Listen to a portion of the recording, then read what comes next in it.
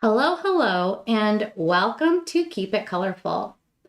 My name is Jessie Robertson, and if you're interested in learning acrylic painting and fun bite-sized projects, you're in the right place. For today's acrylic painting tutorial, I thought we'd do something very fun for spring that could also be a fun Easter weekend activity. So in today's class, you're going to learn how to paint these two little ducklings gliding through some calm spring water surrounded by soft and impressionistic florals. This class is going to focus on layering, blending, and creating the illusion of soft feathers and reflected light.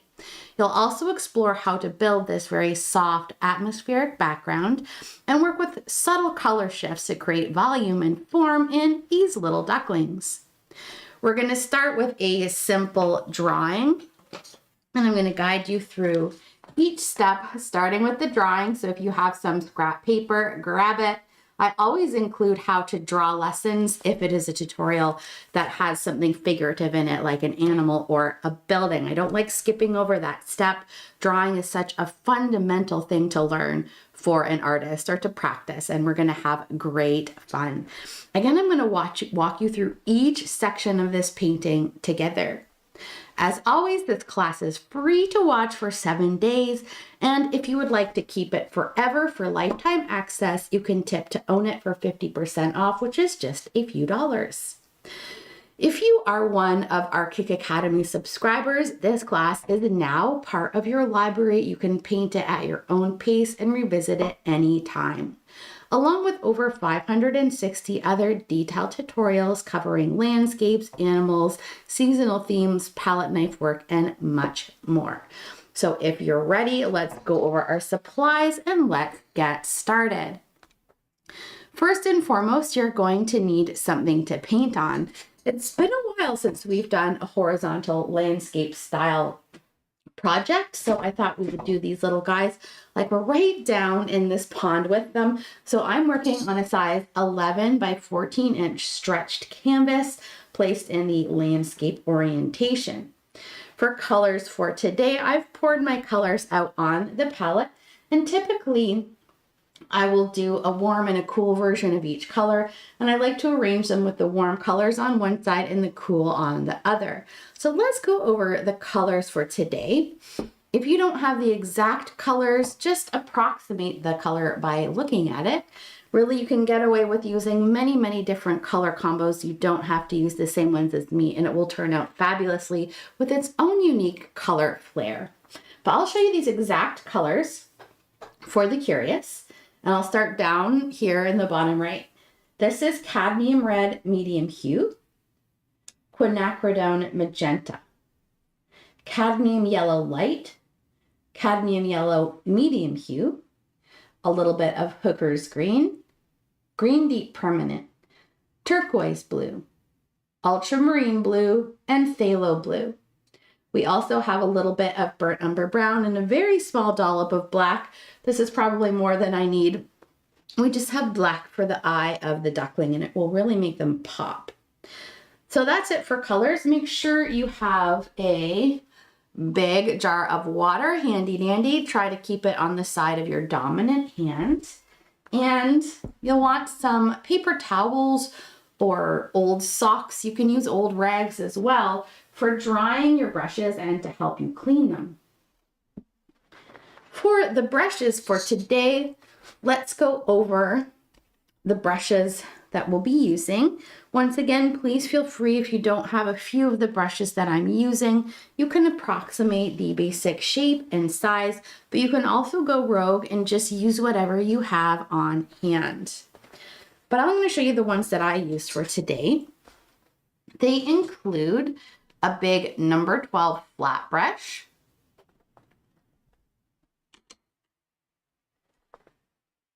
a number 6 bright brush, and a 1/4 inch flat brush.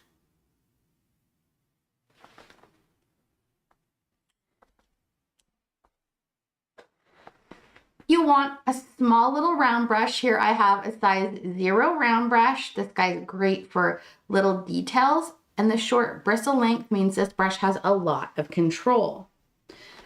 We'll also use a script liner. This is like the zero round brush with this longer tip here. This gives less control because of the long bendy tip, but it's really fabulous for organic shapes like florals. So that's a script liner. I know this wasn't in the original supply list, but I wanted to include a 6 round brush. The tip on this brush does really make fabulous leaves and petals. So if you have a larger round brush, something around this size, grab it. I know it comes in this set that I recommend in my Amazon supply shop. So some of you may have this 6 round brush. Again, fabulous for petal and foliage shapes. The rest of our brushes are for adding texture and doing blending in the fluffy fur, I call it fur, plumage, feathery. I think baby feathers almost feel like fur, don't they? But these brushes are for texture, and they include brushes like a wisp brush. This is a small 1/4 inch wisp brush that is really fabulous for pulling in the highlights in the baby duckling's fur. And just for contrast, I wanted to show you a really big wisp brush. So look at this one. This one comes in a set I have in my Amazon supply shop, and it comes with a brush that's even smaller than this one. I think there's 5 or 6 brushes in this set. It's a value pack, and I actually like the extra space that this brush provides in the prongs. It allows for some really, really fabulous grass-like techniques or fur and plumage-like techniques. So 1 or 2 wisp brushes is fine, and you can use any shape and size that you have. Along with that, I love using a bristly fan brush. This is great for blending large areas of paint together, but also the tip of it can create really fine texture in things like feathers and fur. I always paint along with one of my fave brushes. This is the mini fan brush, a size 10-0. It's so small, it fits inside my thumb. This is the very mini fan brush. This one's from Artist Loft, but it's a miniature acrylic fan brush, size 10-0. Grab a fluffy mop brush if you have one. And for pulling in some of the final highlights in this painting and doing any tweaks in the background, I use this brush. This is called a round blender brush. It gives more control than the mop brush, but still creates the softness. So it can create blends again like a mop brush, but because it's more densely packed and a bit shorter, you can see this brush blends large areas. This blends in a more controlled space, like soft highlights. This is a round blender brush. If you've got one, great. If not, it's all good. That's it for brushes. We've got our paints, we've got our palette. You may want to have a few things for the drawing section, like a pencil. You can use a regular pencil, but oftentimes when drawing on a finished background like we're going to be doing today, you might want something that doesn't have to be erased. That's where this white chalk pencil comes in. I love using these. You can also use a watercolor pencil, which is just watercolor in a stick. And they come in multiple colors. You can, draw on your background and then it just kind of integrates with the paint. Or you can wipe it off with water. So a regular pencil or a white chalk pencil or both if you've got it. Now that is it for supplies. The other 2 supplies are optional, but I love them and can't do without. They include a small little travel size blow dryer. I use this for drying layers in between. And I also always keep a spray bottle handy on the fine mist setting. And I like to mist the tops of my paints like this, maybe every 15 minutes or so. Whoops. Which helps me keep the paints wet on the palette so they don't dry out before we're finished a painting. That's it for supplies. Grab your favorite Painty Day beverage and we're going to get into color mixing for the background. Just give me 1 second. It is a spring day here, so I'm going to crack my window. There we go. The weather is warming up.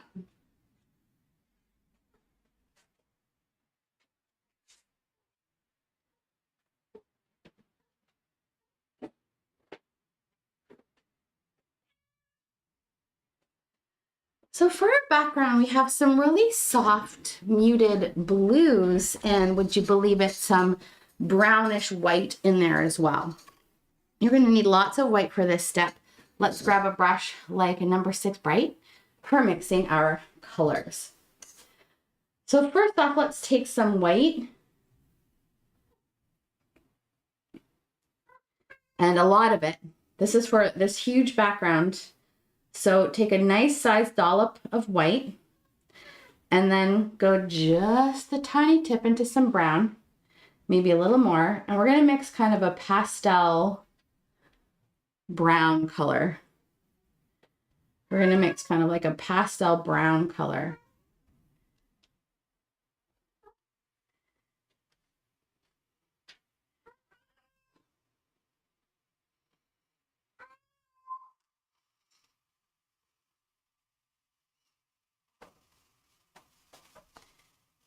I want you to take some white and now go just a tip into your turquoise blue like this, and we're going to add it to some white. This should be a very pastel color.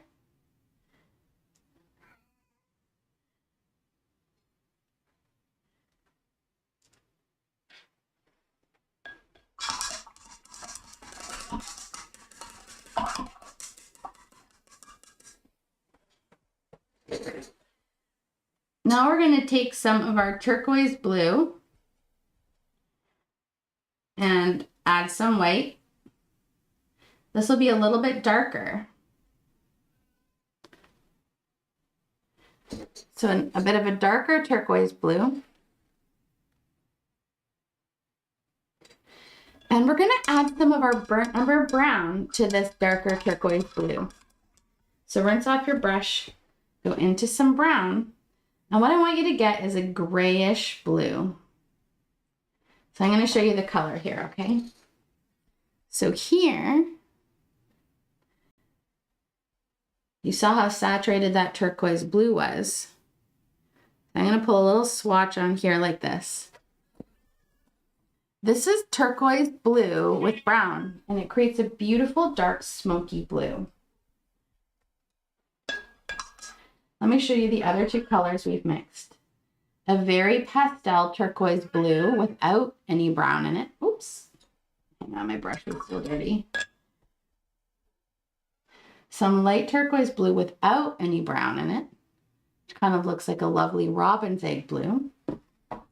And now if I were to mix, actually let me show you the light brown, and then we're going to mix the two together to make a light grayish turquoise. So here's my light brown. This is the white with the light brown. Now we're going to mix a little bit of these two colors together. And it's going to create a light kind of blue-gray color. So here's those two colors mixed together. It's really pretty. And you can see how the brown grays out the teal to make more of a dusty teal. This is the color I use most in the background. Is a combo between these two. But I like to keep a bit of these two colors plain as well. And here's why. This background, although it might not be apparent far away, if I hold it up close, it has a lot of subtle color shifts in it. Like quite a few. And I think you can see them more like here, right?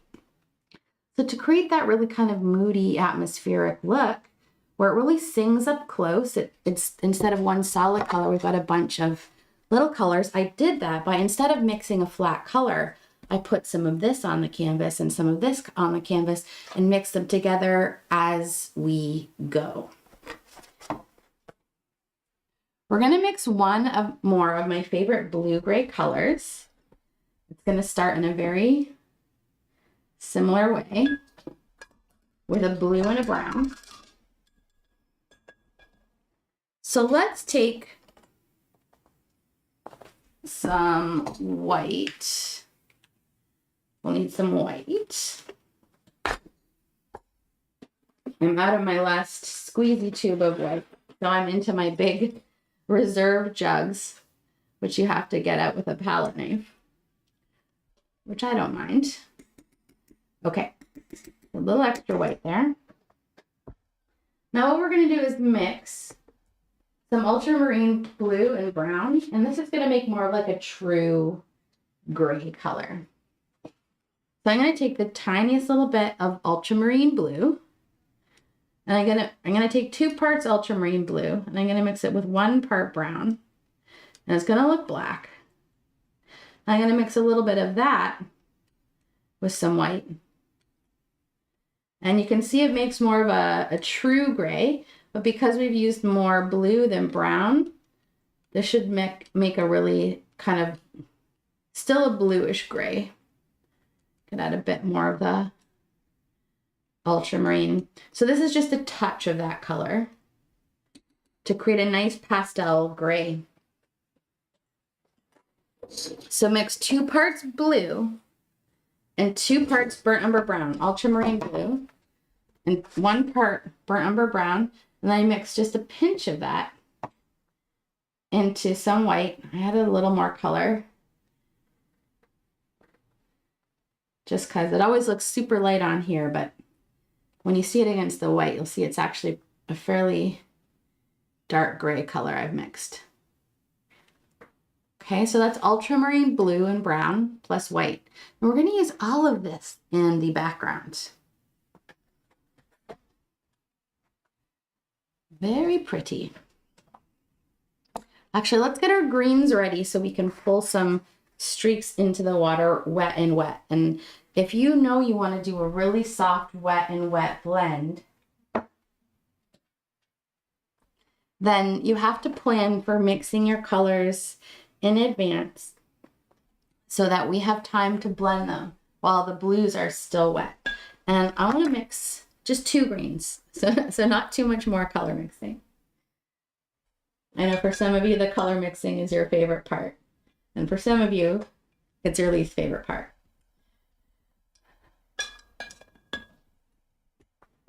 So let's get to it. I'm going to move my whites over here so I have more room to mix. We're going to mix a orange color, and then we're going to mix it into our green to make it this really beautiful, warm spring green. It's been a while since we've mixed some homemade orange, and I want to show you 2 lovely oranges that you can mix. Let's take 2 scoops of our cadmium yellow medium. These 2 reds will make slightly different oranges, and I wanted to show you the difference. So when you make orange, start with a larger amount of yellow and add the red very slowly. So sometimes like 20 parts yellow to 1 part red. Has a high tinting strength, the red. So I've got the same amount of yellow for both of these blobs. Cad yellow medium, please, not the light. And then let's go just the tip into the cadmium red medium hue and mix it in. It's a really bright, saturated orange. And then rinse your brush and go just, actually I'm gonna add a bit more red here so we can see a bit of a darker orange, like a vermilion. It's really bright and saturated. I like to use this in the beaks and in the center of our flowers, and we'll also add it to some green. Okay, so here's our orange. That's cadmium red, medium, and yellow. I'm going to add the same amount of the quinacridone magenta. It makes a beautiful orange too, but it's ever so slightly more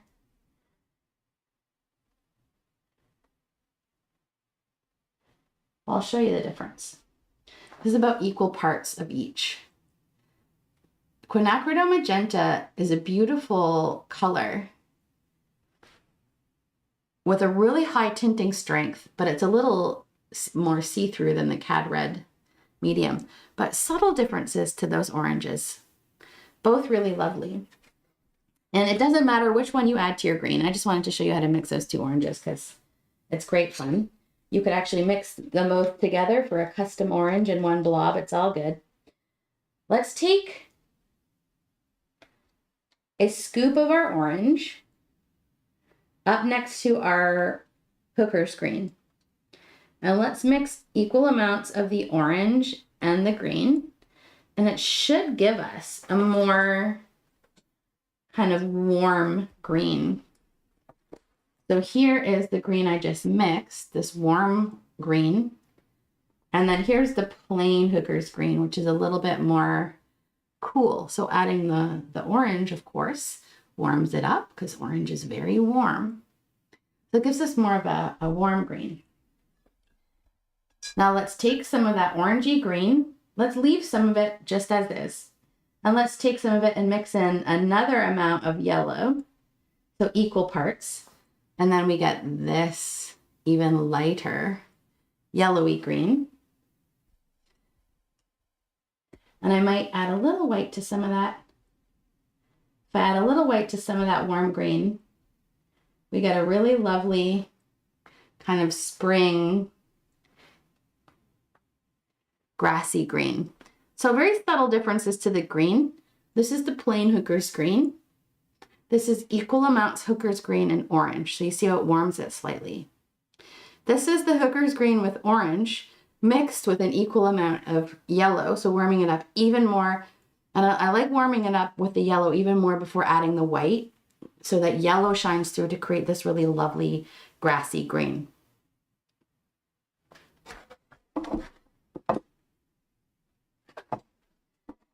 And then the next green we're going to make is going to be just a little bit of white into some green deep permanent for a beautiful, cool teal kind of green.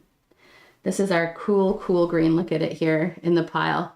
It's more similar to the teal color, isn't it? This is green deep permanent. You could also use phthalo green instead of green deep permanent, both very lovely, cool greens. Okay, so let's get painting. I'm going to take a big brush like this bristly fan. I'm going to go into some of this darker teal. That's this color here. That was the dark teal with a little bit of brown. I'm going to come about a third of the way up, maybe slightly more. And this is going to be where our pond is. I'm just going to roughly lay brushes at the thirds here. So you can see the pond sits a little bit higher up than a third, where the water starts. Let's just start with some of this darker teal. And as you can see, this is super dark and saturated compared to the background. So we're going to need to add lots of this whitish brown color in here to get that really light value. And I would like to quickly mention, don't forget that your paints will dry a shade darker than they look when they're wet. So if you're going for a light background, you'll want a little extra white in there. All right, so we're just going to mix all these colors willy-nilly in the background, adding some white in between. So I might take some of my light turquoise, and I'm going to use a generous amount of paint. Then I'm going to take some of my light brown.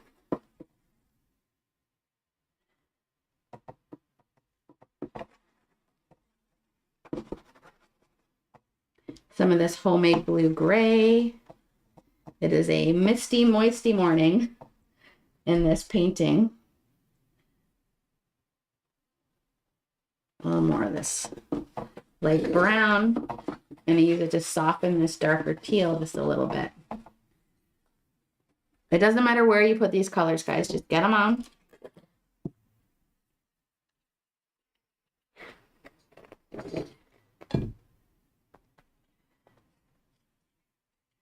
I'm going to add some of this to my edge while I'm here.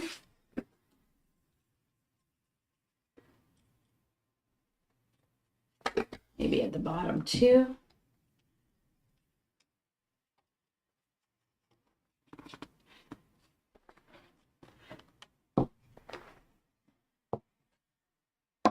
Maybe get a little more white in there so it doesn't get too dark.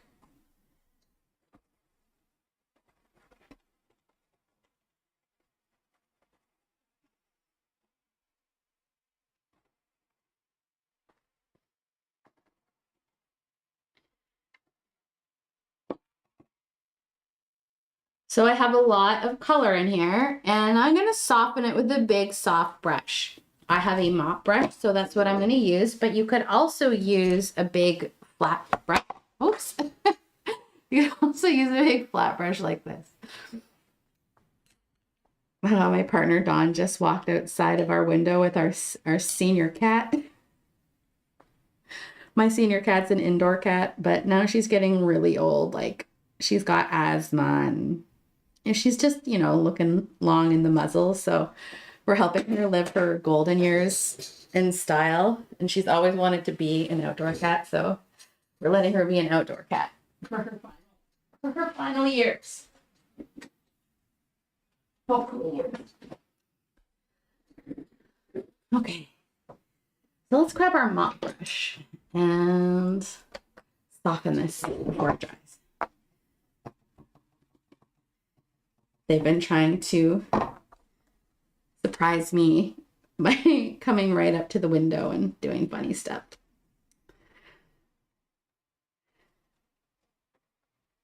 I want you to just blend this nice and soft. And while we're blending, I wanted to tell you one more story about my senior cat, just because she's the universe and magical and I love her so much. So she's been an indoor cat, and my partner Dawn and I moved to a place in Canada called Cape Breton, and we are by the ocean out here, which we've never lived by the ocean. We just lived by lakes our whole life. So it's been a change for us, and we wanted to show the cat the ocean. So we took a cat that had never been outdoors and we brought her to the ocean, and she is so cute. She follows my partner Dawn around like a duckling follows its mother. Like she trots behind him like she's a dog, and it is so cute. It's the kind of thing you have to see, but I wanted to share that with you because it's absolutely delightful to watch. It's like at 17 years old, my cat is still surprising me with new aspects of her personality, which gives me hope. I hope I'm just as adventurous when I'm a senior. She's our senior kittison, as we like to say.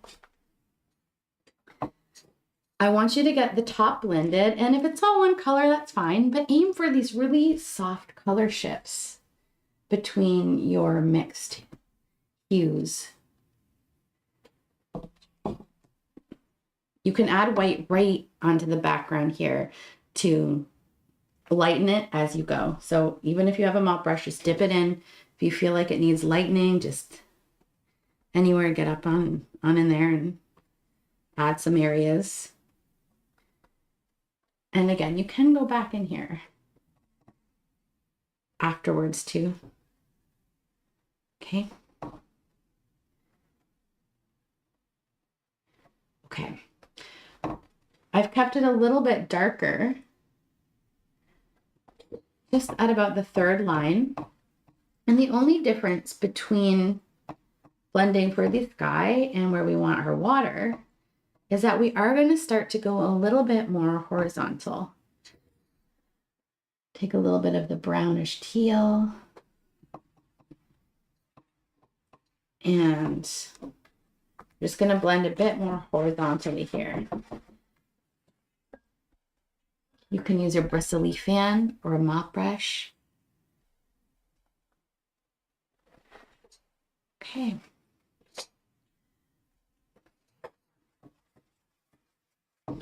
And I want to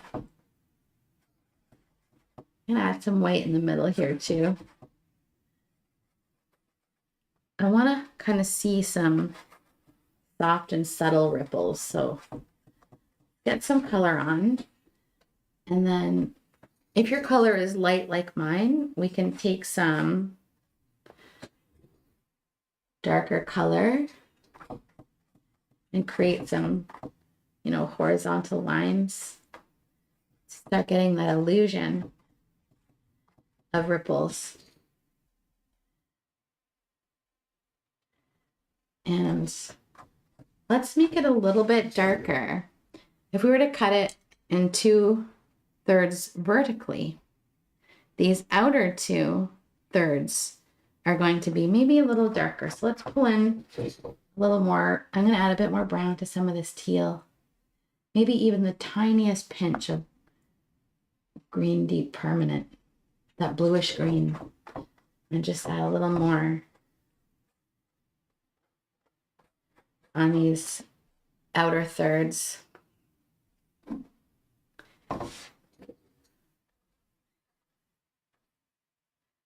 Lisa says, I love these soft background colors. Me too, and they're so fun to play with.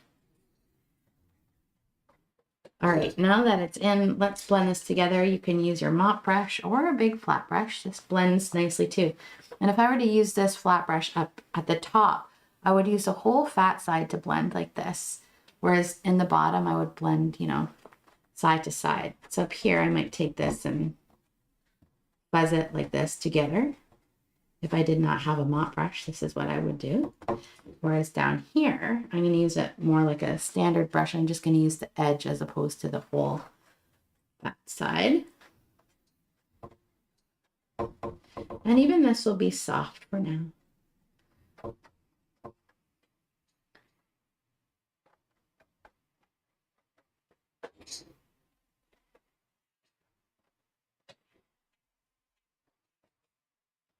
Keeping it a little lighter in the middle.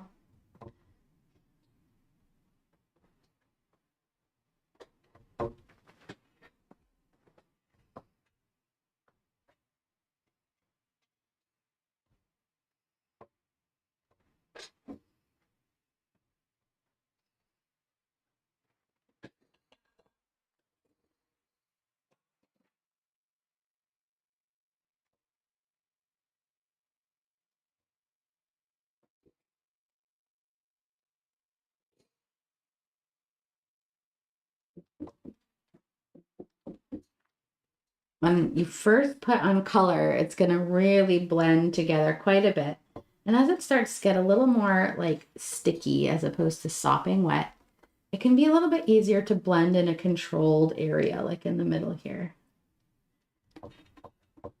Either way, we should have our whole canvas covered at this point. And don't worry about these ripples. We will be adding some more to our water in subsequent layers. But for now, this is where we're at.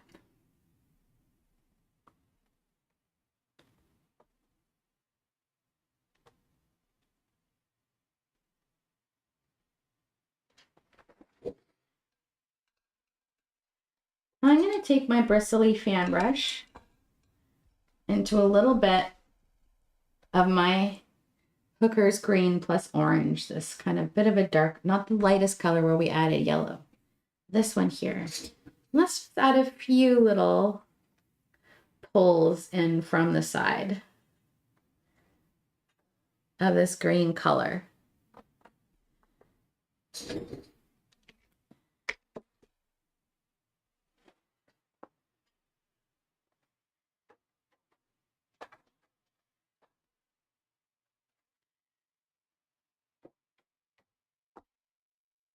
And I'm going to wash my brush off before blending this in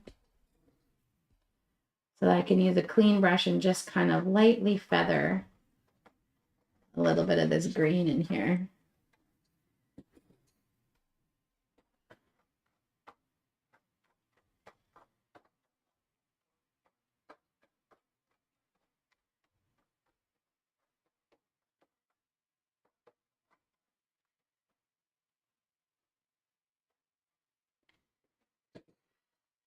Now, while we're still wet,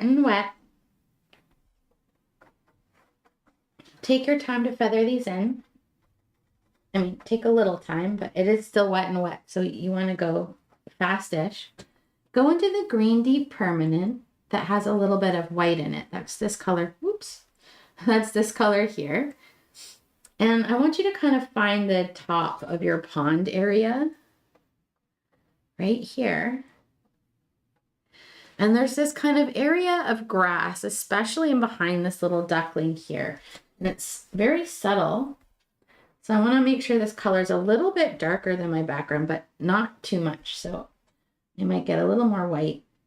And this grass comes over about halfway. So it kind of ends about here. and it comes up a little bit on the edge. If I were to come up another third this way, there's this kind of area of grass about here. And for now, let's just, I'm gonna wipe my brush off. I need it clean to be able to feather this in. So I'm gonna apply that bit of green, and then I really need a clean brush to blend it. Clean, clean, clean. So it's not perfectly clean, but it's good enough. And I just want to soften this in a little. If it gets too light when you blend, just add a little more. Maybe a little bit on this side too, but not as much.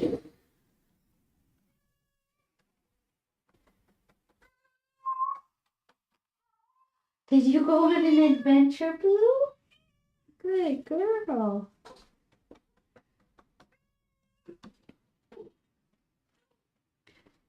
You're so brave. Okay. So I'm just gonna do a little bit of this on this side, not as much. My cat's gonna sing for us. What a beautiful voice, Boo.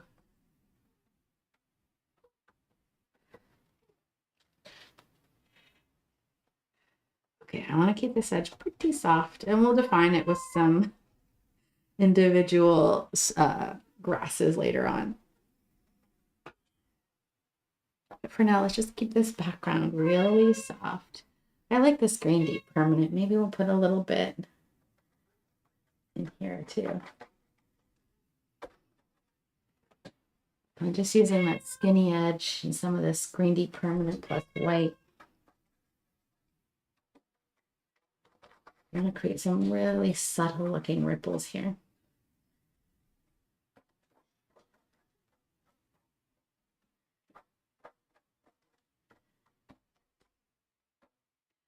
Okay, and that is the softness fun. Now we've got to let this dry, and I like placing my ducklings first and kind of getting them blocked in before adding the grasses. And I know typically we'll work background to foreground, so finishing the whole grasses before adding the ducks. However, I found if I got too detailed with my grasses too quickly and then tried to put the ducks in front, it took away from me trying to really create that look like they are in this very magical little pool on a pond somewhere. So I omitted some details around the ducks and added more details around their edges to make them look a bit more crowded in. So we are going to place our ducks first today for that reason. The alternative is to get the background detailed with the stems and then block out part of the background. But I couldn't get that looking quite as natural as I wanted, so we're going to do it this way today. It's time to give this a dry. If you have lots of paint cells smooshed and mixed out on your palette, if you've got a wet palette, then they'll stay nice and wet for you. If you're working on a glass panel like me, we'll give this a little mist with our water bottles.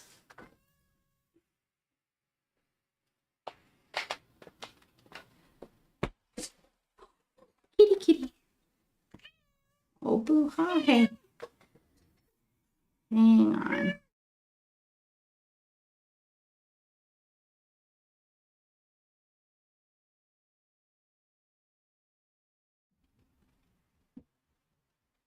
You want to go with Donnie, Boo?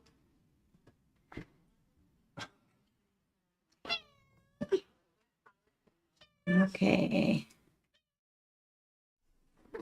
Here. Oh. There we go. You want to go back in? I know you'd say, Jess, if you just shut the door, it would be easier. Except you know what happens when you shut a door on a cat. They don't like that either. She definitely is the boss in this house. All right, let's give this a blast with our blow dryers, or you could go take a quick snack break and come back to the tutorial when your background is dry. I like giving this a blast. It's a nice thin layer of paint, so we'll just take a few seconds with this blow dryer.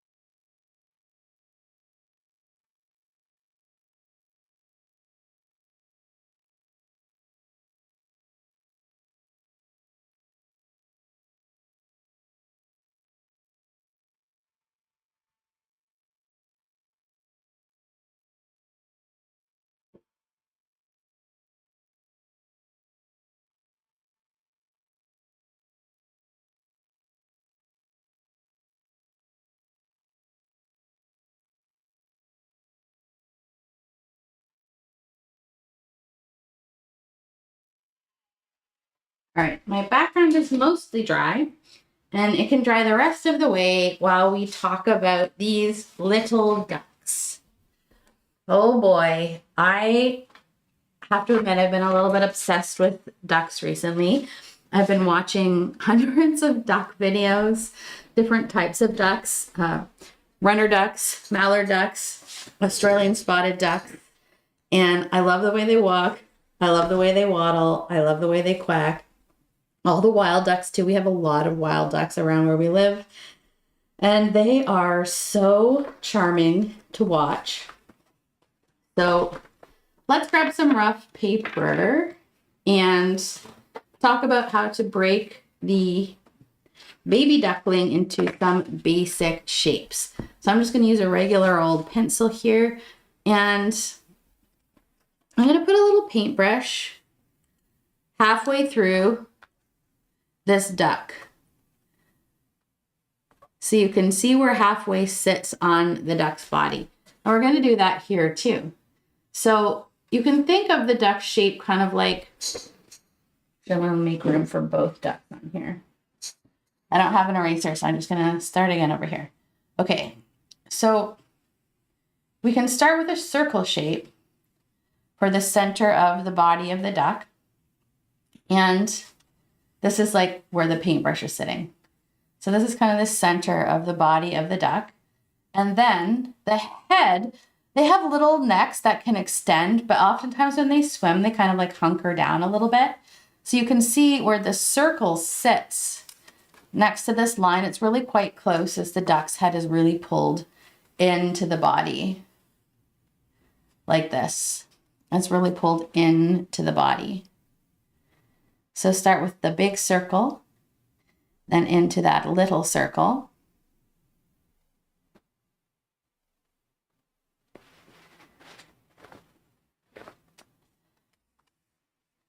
Okay, and then we might have a little bit of the breast.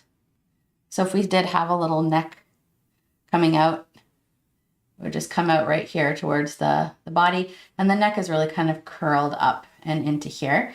So let's come down from the face and do the little kind of breast of the duck and then the tail of the duck. So that what we should have is sort of an equal line on the bottom coming out from the center. So there's just as much duck on this side as there is on this side. And here's a little tail coming out like this. Okay, a little something like this. They have domestic ducks will have like a clipped wing, but they'll have a little wing kind of coming off here. And you can shape up the back a little bit, give a little arch to the back. The little wing will be about here. And then their feet kind of come off underneath. They start up underneath the duck and then they're underwater paddling along. And I do have it so you can kind of see some of the leg through the water in this painting.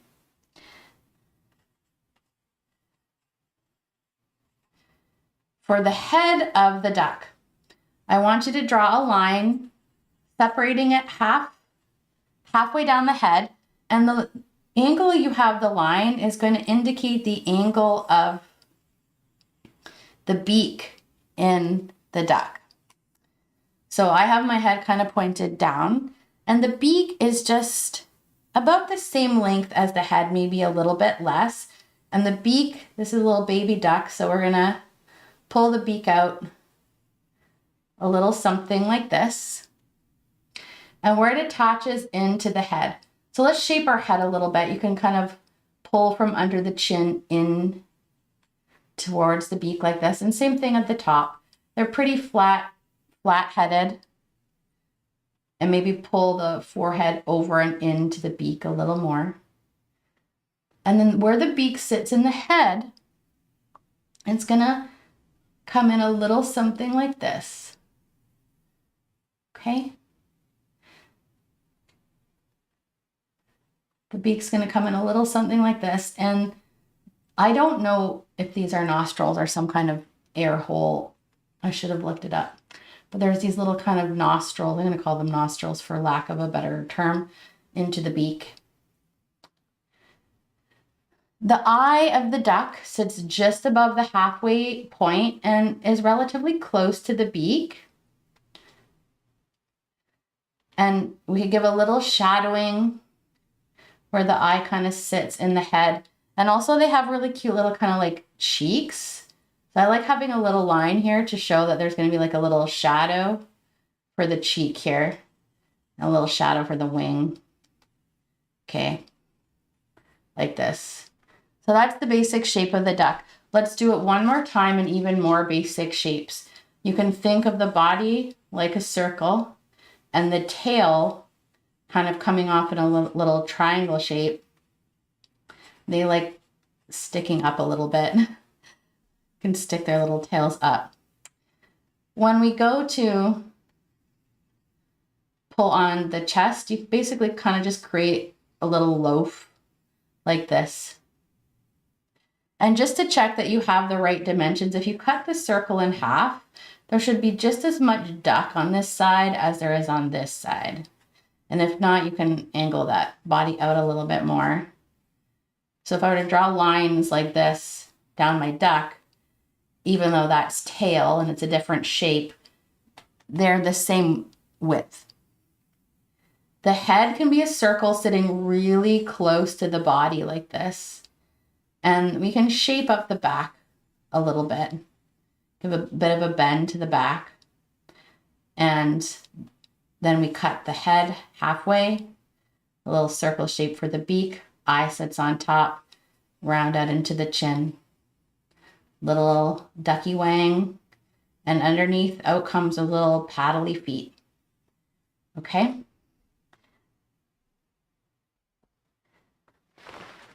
So let's go ahead and pull our ducks onto our canvas. I'm going to grab my little chalk pencil here. My chalk pencil and my green tea.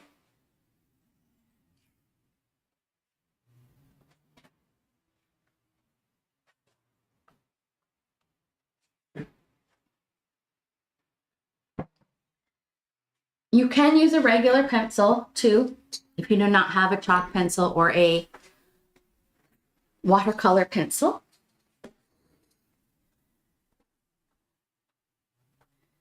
So use what you have.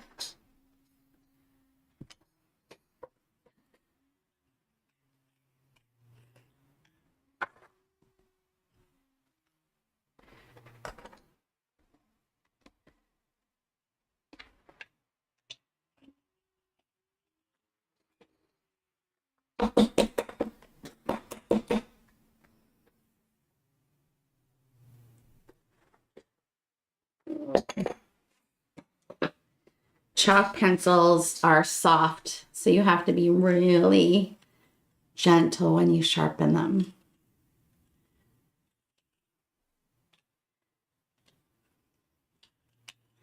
Okay.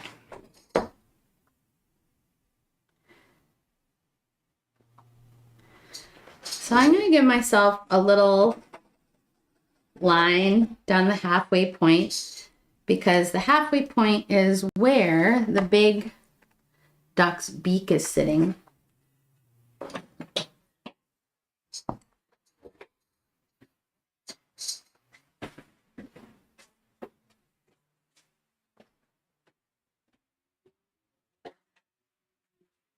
The halfway point is where the big duck's beak is sitting.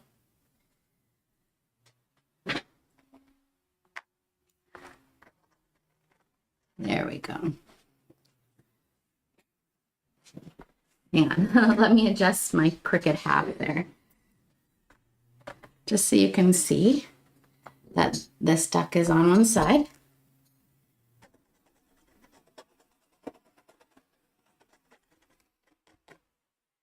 And then we have a little space on each side. So if I were to come to this little duck's butt before adding that little swoop of the tail, and to this little duck's beak, you can see that's about an equal amount of space on each side of the duck. So we want to leave some space on each side for our foliage.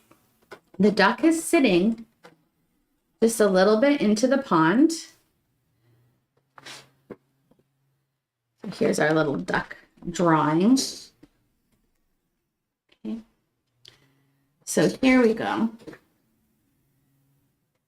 The head has to be sitting about here. This big circle for the body will be about here.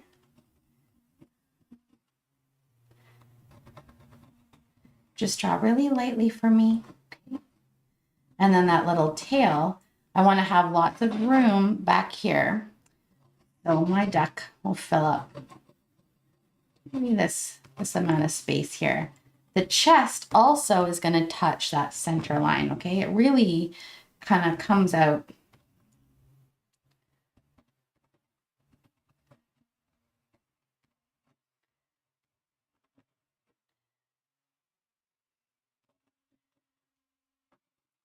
We've got our little circle here, and we can dip down towards the neck. Give it a little bit of an angle down at the back towards that little circle for the head. And then we do want to angle up for the tail, like this. Okay. That halfway point is going to be where cut that head in half for the eye. Cut that head in half for the eye, and the little beak will swoop out. I'm just going to give myself a really rough outline like this, just like we did in the pencil. The wing will be here, and the little leg kind of come out into the water. Draw really lightly, so just you can see.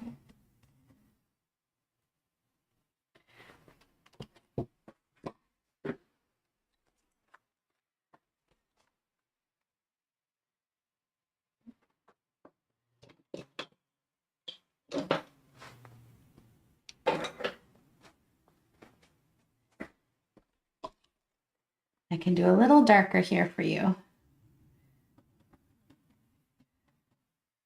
Okay, so here's that face and that beak coming out. I do want to make sure you can see the drawing. So out comes that cute little beak.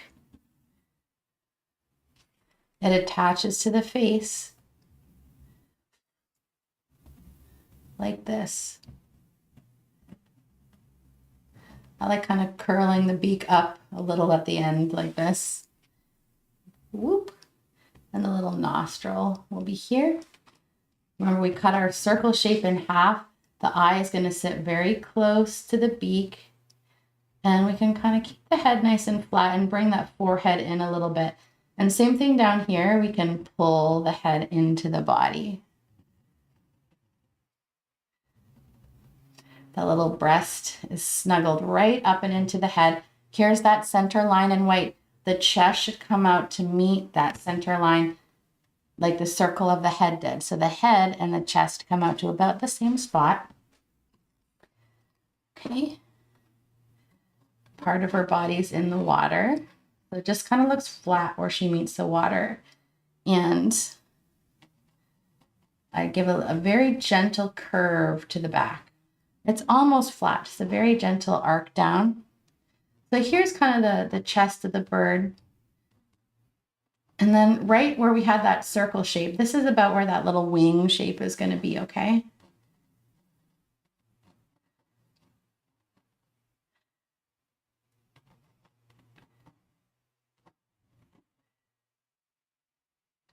And the tail will come up.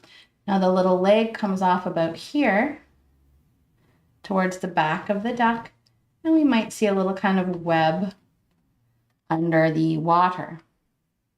So there's that little duck.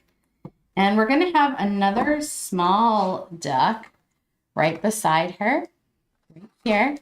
And however much space you have on this side, let's try to keep it equal so that the duck's head doesn't come any further. So we have the same amount of plant matter on each side.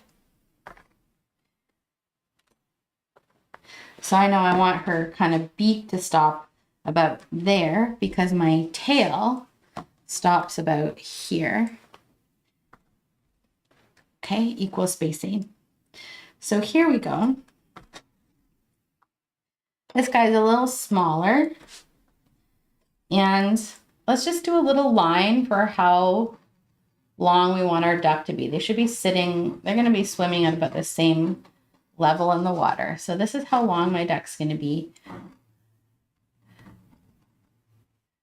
Here's my little tail, the little back. You can imagine that circle in the middle for the body. Maybe a little arc in the back, and that head sitting right about here, really tucked in. And that little chest coming out. There's the breast of the bird, the neck, and that little chicken wing. Okay. Cut the head in half. Pull out the beak.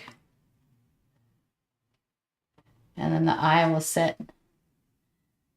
Just do a really rough shape. You can have a little foot paddling out here too that we might see a little bit of.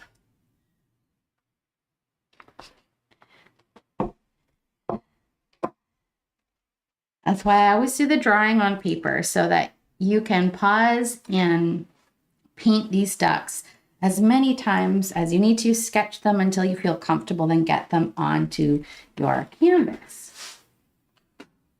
All right, now we're into the color mixing for our little duck. I like to get the base coat on before we launch into that foliage.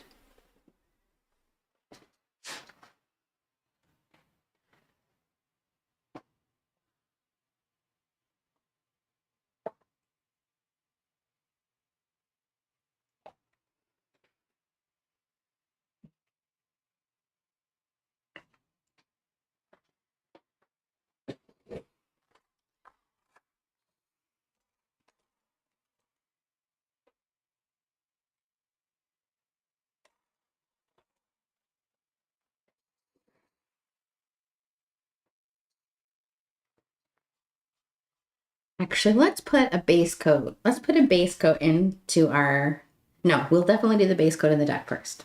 Final answer. This is just going to be one plain color. Grab some of your cadmium yellow, medium hue.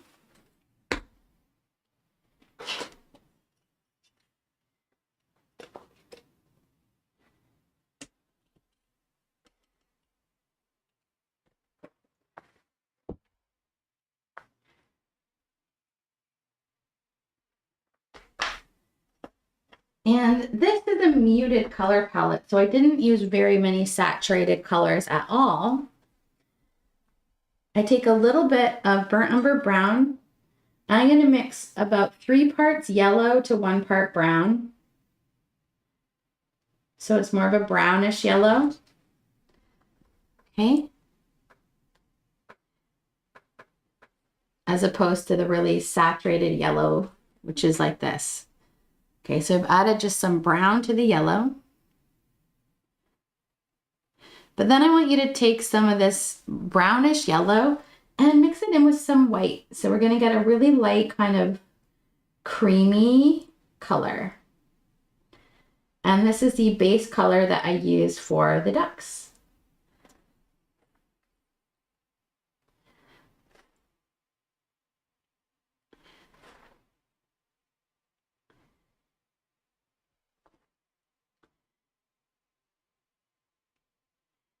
It's this color right here.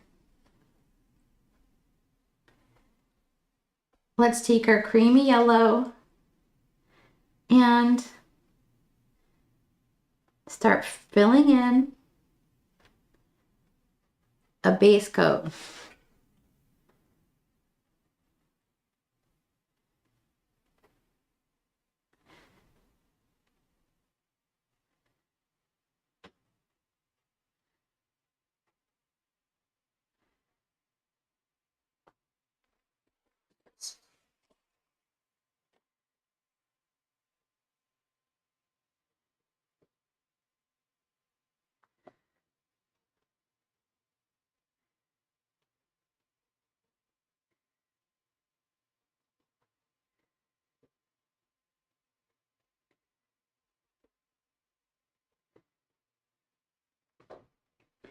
Before moving along, you could take some of your dark brownish yellow, and remember here was kind of like the breast of the bird, and here is where the wing comes off. So I'm going to give myself a little line where the wing comes off.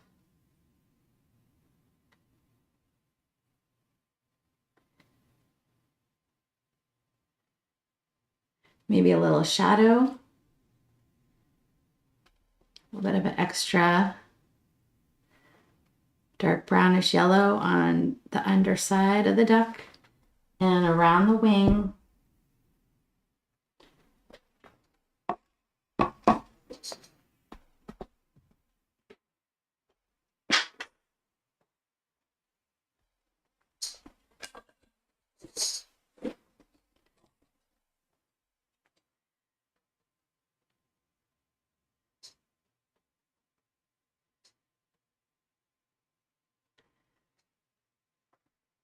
Put a little bit of a shadow under where the neck kind of meets the duck, right here.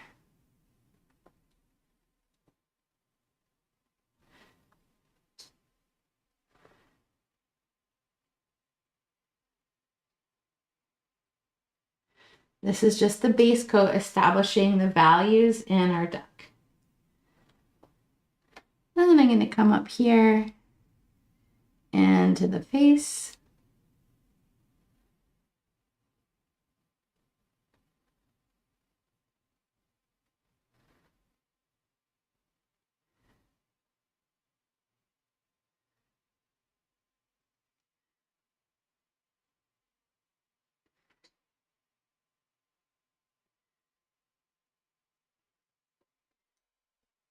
And let's add some white into our orange.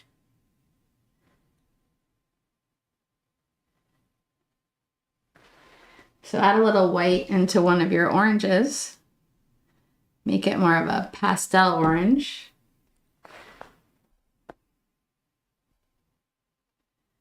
Fill in the little beak.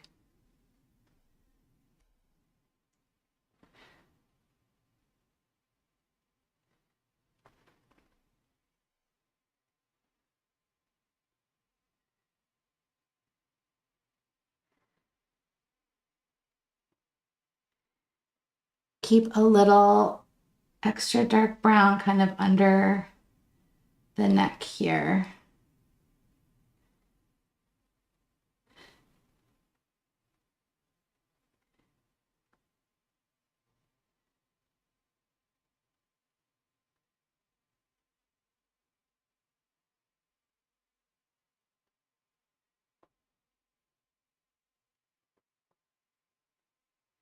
And let's take some of our brown under the little cheek.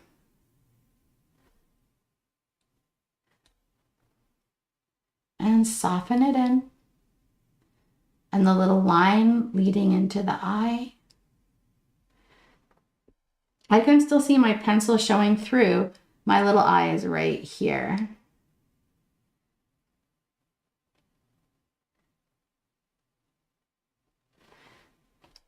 So I'm just taking some of that dark yellow color.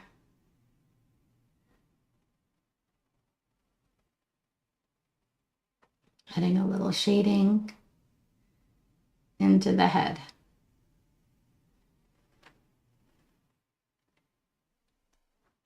Come into some of your plain orange with no white, and let's pull the little leg off and down. I may add a little more brown into the top of the leg here.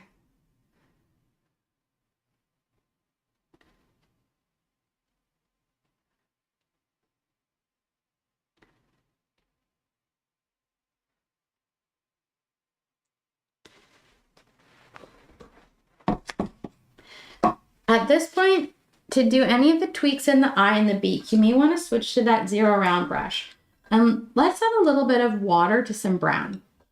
To get any kind of thin line, you need to have fluid consistency paint, as runny as maple syrup. So mix some of your dark brown, really runny, and then tap your brush off on the napkin so it's just got a little bit of the brown on there. And let's come into these little details in the face. So remember the beak kind of comes into the face a little bit like this. And I like to do a little shadow just right under the head here. It's kind of coming in and under the little ducky cheek that they have. A little extra darkness at the tip of this wing. And to blend color out like this, you can either use a clean, damp brush or you can use some of the lighter color next to it. Okay. And here we have our underpainting blocked in.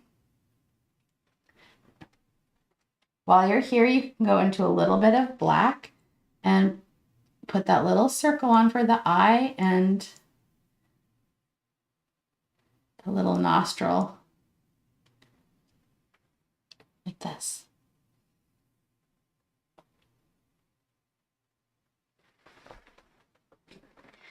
And I'm just working right into my colors as they're wet. I haven't let anything dry here.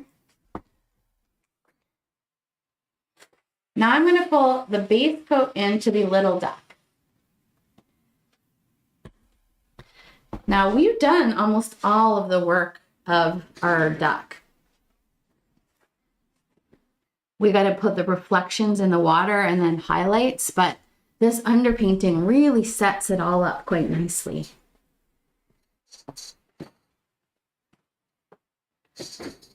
So when you're ready, we're going to use that same yellowish brown, and I'm just using a little flat brush, 1/4 inch flat brush, and some of that kind of yellowy warm brown, that's this color here, into the duck. You can always put the shadow markers in first, like if you're like, okay, my wing is here, there's going to be a shadow under the cheek here. Okay, you can put the shadows in first. It's all good. Whatever helps you the most.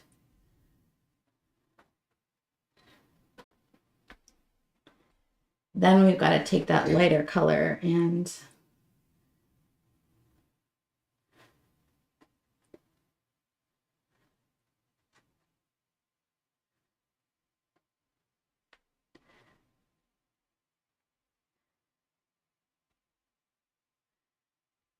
yeah, I don't think anyone could have a bad day if they were watching ducks swim. Like, no matter what's going on, watching a duck swim, I feel like cures what ails ya. They're just so funny.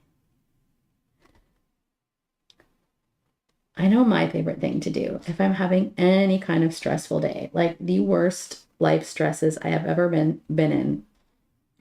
Getting outside always helps.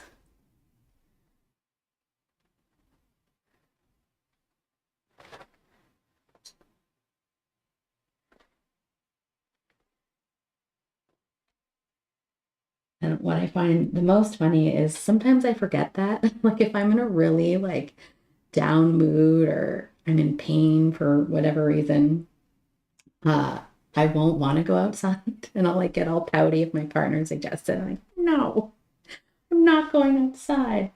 And then every time I go outside, I'm like, why do I forget this? It's magical out here.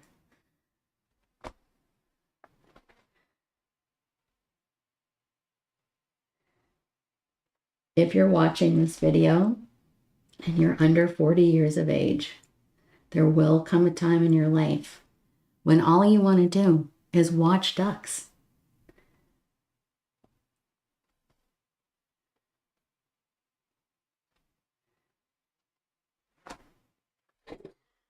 Let's fill in the beak on our little duck here.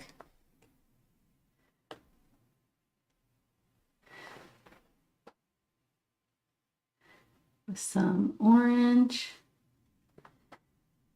pastel orange even. Oops, no, I'm not going to lighten it up just yet. Regular orange first.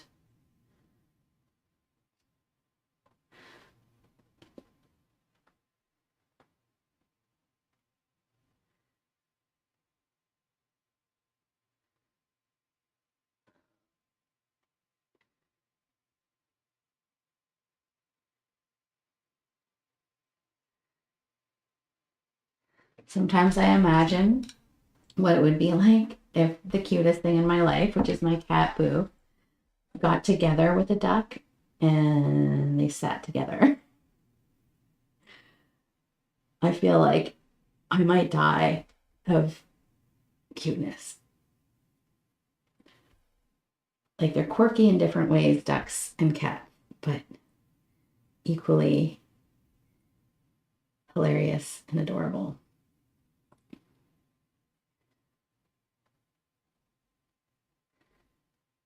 All right, so we've got our wing blocked in. And a little shadow under the head, at the back of the head. Let's switch to a little brush when it comes time to pulling in some of the details in the beak. You can take some of that warm golden yellow. Remember where that halfway point on the head is. And plus there's a little shadow. Some wild ducks have like a really dark stripes there. Lauren said, or bunnies. Yes, also bunnies. I also imagine, oh man, if you could have all three, like a bunny and a cat and a duck who are all friends and just wanted to like hang out and nibble things together, which is pretty much most of what they do. I think ducks frolic a lot as well. So we went out to our local pond just yesterday and we didn't see any ducks, but we saw an otter, which was pretty funny. Oh man, animals are the best. It kind of checked us out. Like we thought it was a seal because seals are really curious, but it was an otter. And I've been here for 5 years and I've only saw an otter one other time.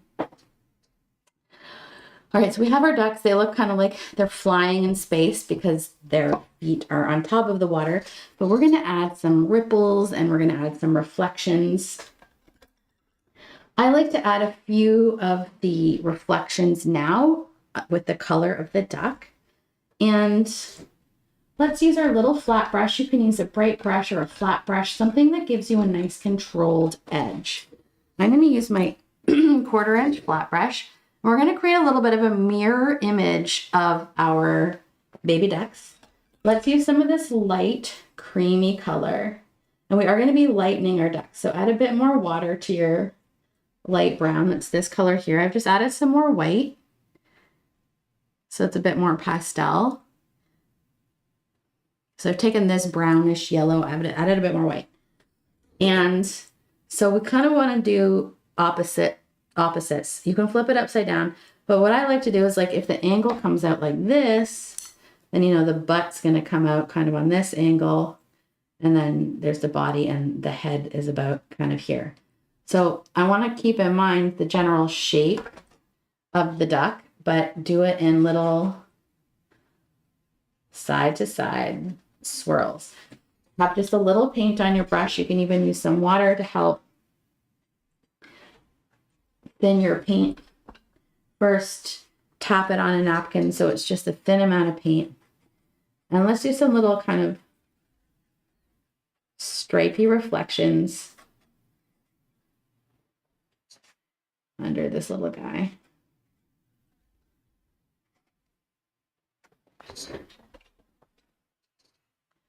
I'm going to be a bit more subtle over here.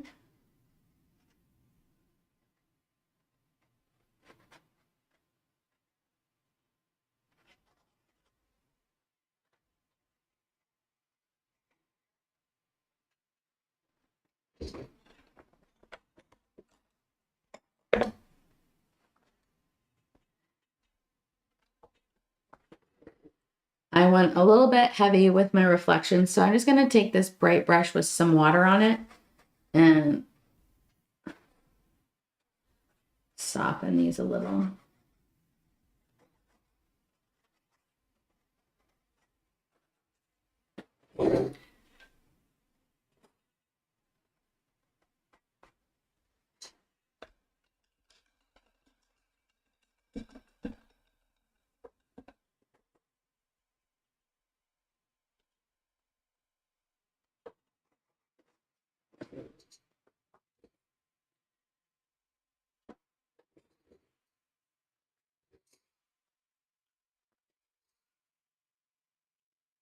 Maybe even break it up with some of that brownish turquoise, just a little.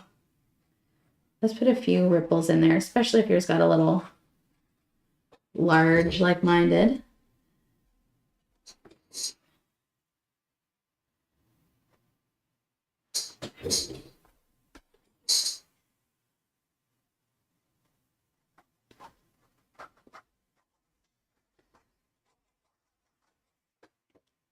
There we go. I like to keep some of these striations nice and clear.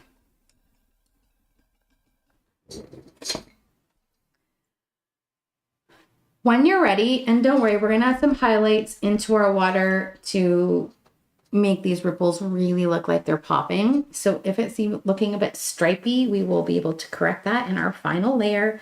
I'll probably glaze in a little more orange, just so this is like a clear, nice clear pond, so you can see little bits of the peas through. But for now, we'll come back to finish off our water and to tweak our ducks after we get in these base layers for our foliage. So let's grab some foliage brushes, and I'm going to show you the ones that I love using.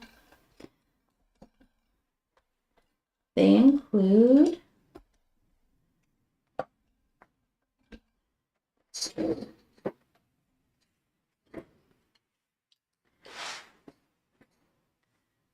the mini 10-0 fan. I like using that long flat edge for stems. The little 0 round for stems. The big script liner also for stems. And this guy can be great for leaves, the 6 round.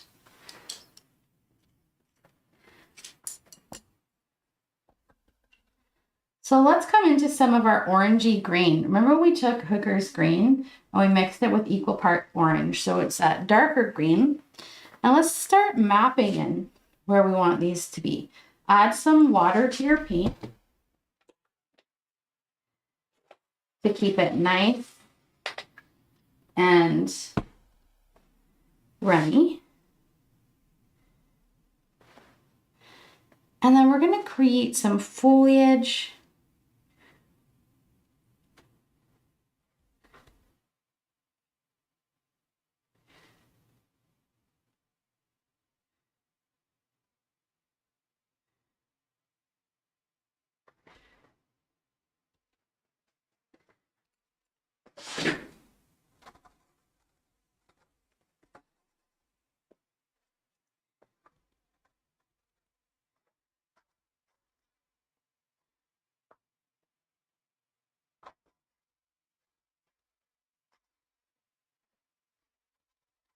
On each side of our painting.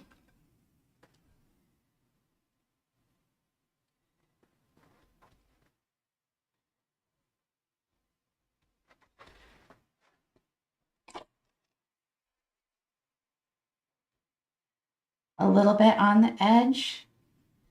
And then as we come up, let's start to bring some little blades of grasses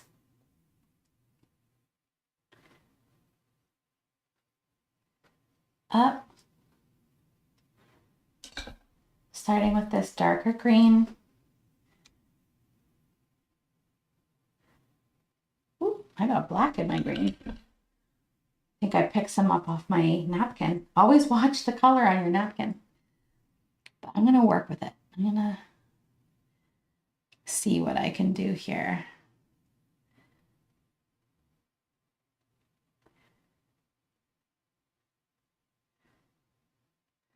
Some various lengths like getting some little stems in like this, and then off of these, so out of that lots of water, I'm using my 6 round. We can come off. I'm going to show you up close.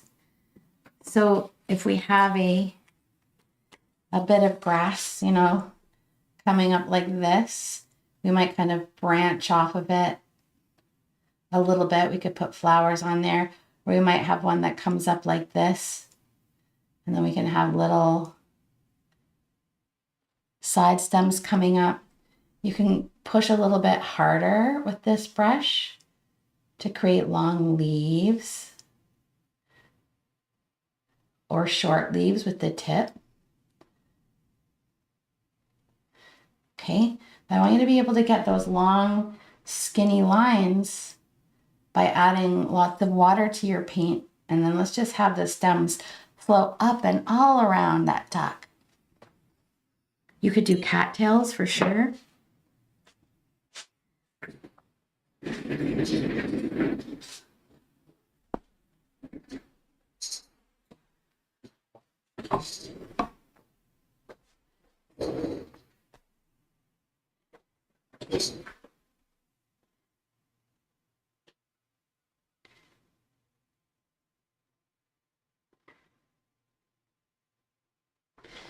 I just kind of came all along this little stem here.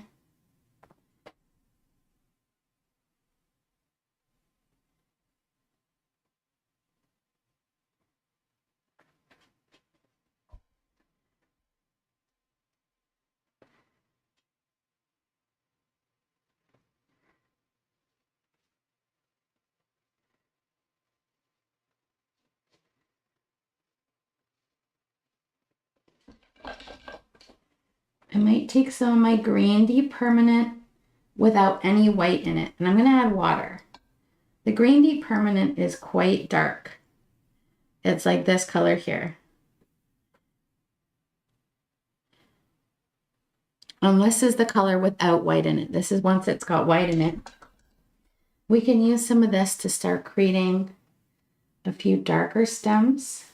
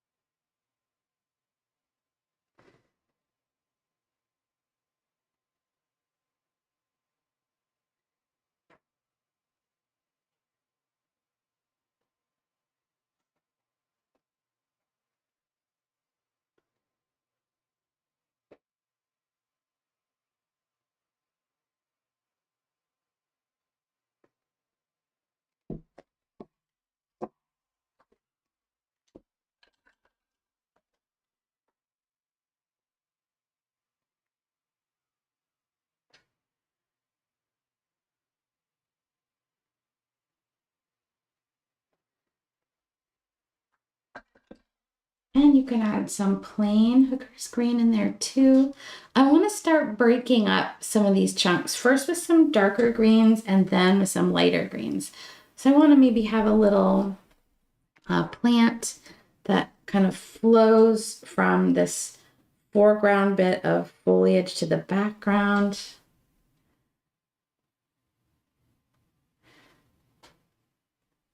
Maybe even add some ultramarine blue to this green to make it really dark.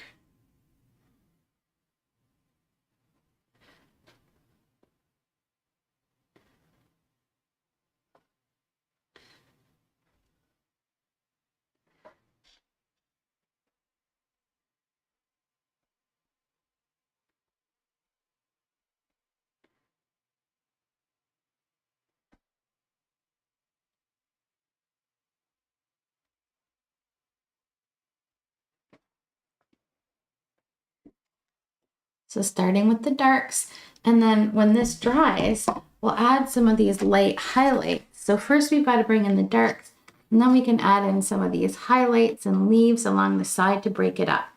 But before we can get into these light colors in the flowers, we need this base of dark green. So in acrylic painting, often we're working with a dark towards light technique so we can build up our layers. And when we add the highlights, what we're really adding is kind of where the light is hitting our objects as we go. But again, first, these are called the middle values and the shadow values. So creating shadows and midtones or middle values before we add the lightest values, otherwise known as highlights. So getting in a nice range of lights and darks. Let's start again. I'm going to mix a little more of this orangey brown. So equal parts orange and hooker's green. And then over here, I kind of brought the foliage just a little bit forward. I want to create this kind of like opening in the water. And I'm just filling in the general mass first, like this. And then I keep adding water to my paint to help it flow. I might bring out some more like leaf-like shapes, just using the tip of the brush to either create some little leafy shapes or little grassy shapes.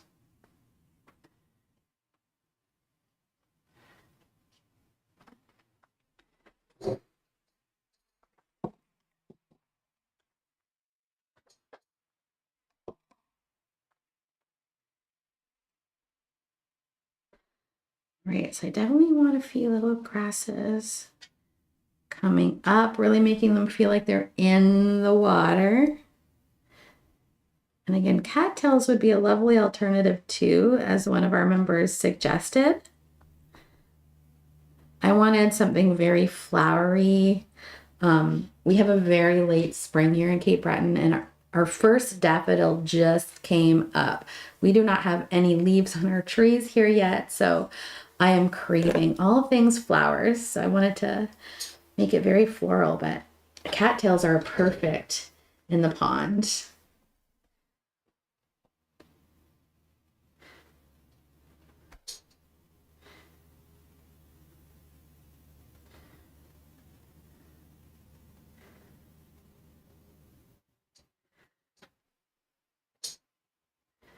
Maybe pull a few little leafy shapes around the duck.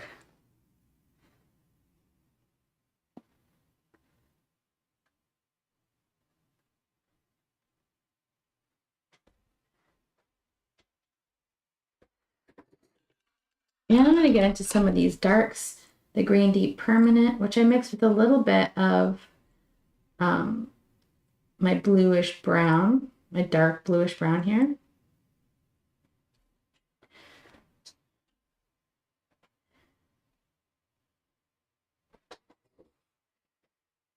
And we can have some little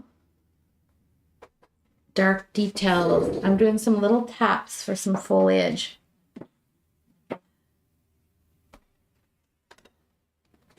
Again, the tip of this brush is so great.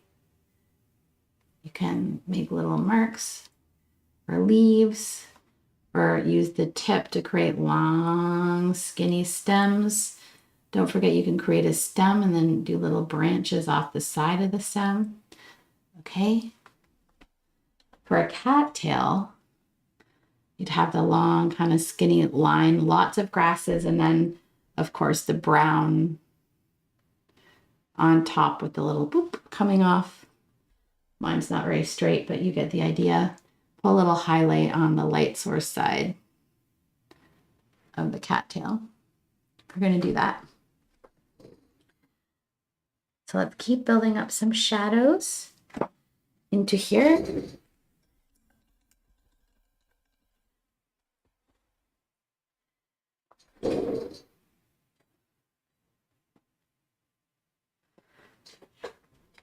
Some little like stems.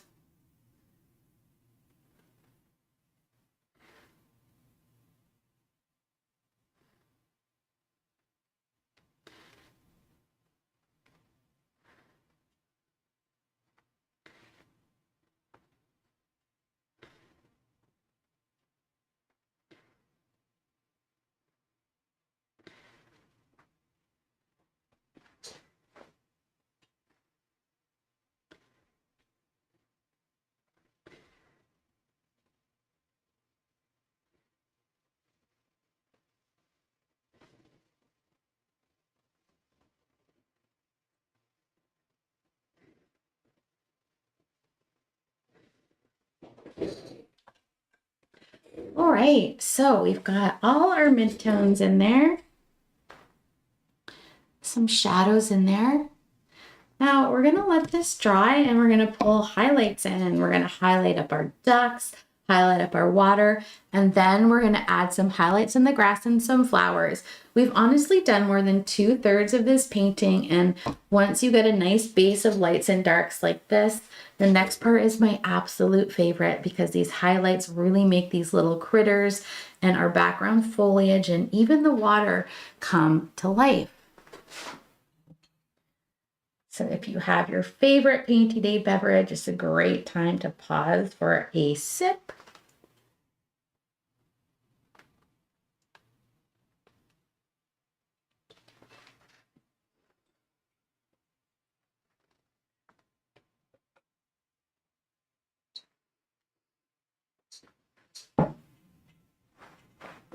Gina says, I can't wait for splatter time. I think I see some splashes in the painting. Yes, Gina, good eye. There's definitely some splatter in there, which I always love to really create some, outdoor energy, little bits of light, bugs, pollen. It's just such an active place to be outdoors in nature, and splatter painting for me definitely captures it. So I'm happy that it's your favorite thing to do too. Okay, let's give this a dry and then we'll move on. We can actually highlight our ducks while we're waiting for the background to dry. The only reason, as long as this area is dry, the only reason to dry the full painting would be this. If we accidentally make a mark into the green while it's wet, it can smudge it. However, if we were to dry the background, even if I dropped a huge dollop of yellow on here, I could just wipe it off with a wet paper towel. So actually, I take that back. Let's err on the side of caution and give this a little bit of a blast first.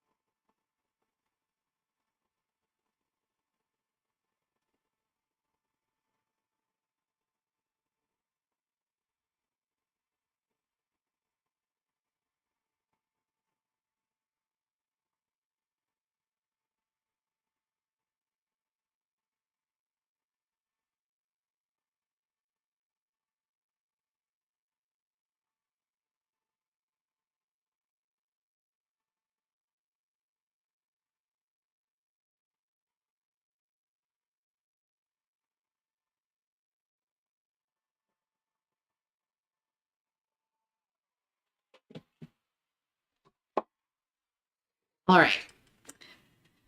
Let's get into the big guns. Now, I find that the water, getting the ripples on the water, at least for me, were a little bit more finicky than pulling the highlights in the ducks. Because the duck is a three-dimensional object, I really knew exactly how to make the highlights land on the duck to make it look super realistic. Water, especially if you're making water from your imagination, can be a little bit more finicky. So let's get into those highlights now.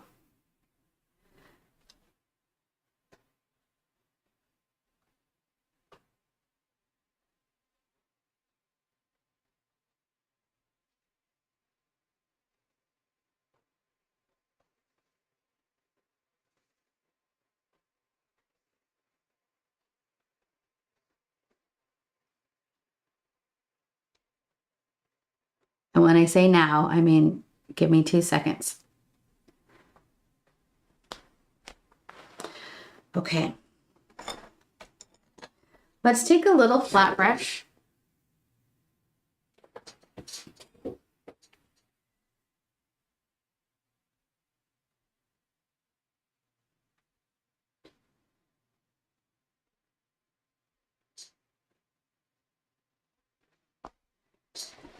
Let's take a little flat brush.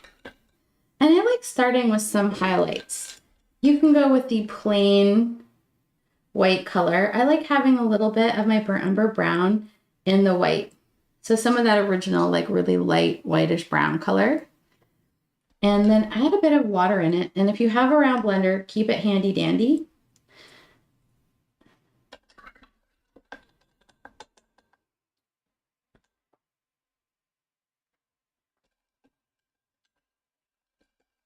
I'm going to use my number 6 bright brush, make sure it's nice and clean, get any of the yellow out of it. And I want a thin load of paint. These are going to be really kind of watery marks. So add some water to this whitish brown. And I don't want you to have a big gob of paint on your brush. I want you to tap it so the brush is just stained. This brush itself is dark brown, so you see how the white is just sort of stained on there. And let's pick a few ripples here.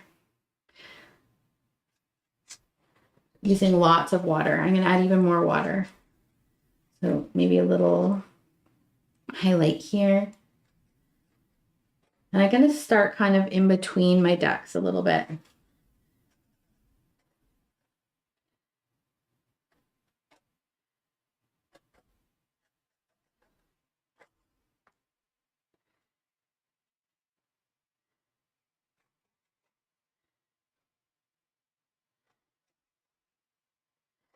You might pull some of these highlights on top of some of these shadowy colors that you added.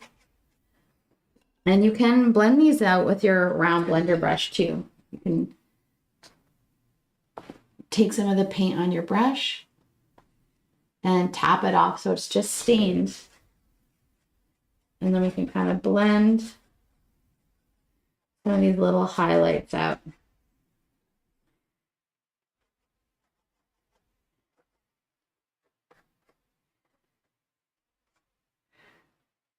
Making our water look a little bit more glassy. And I might even take my round blender brush with a little bit of my duck yellow and just want to make sure it's nice and watery first and maybe tweak just a little bit of my reflection.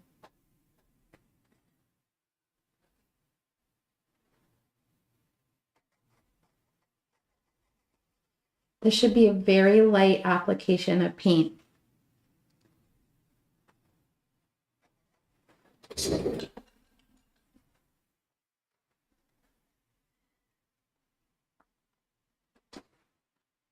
I'm just going to play back and forth.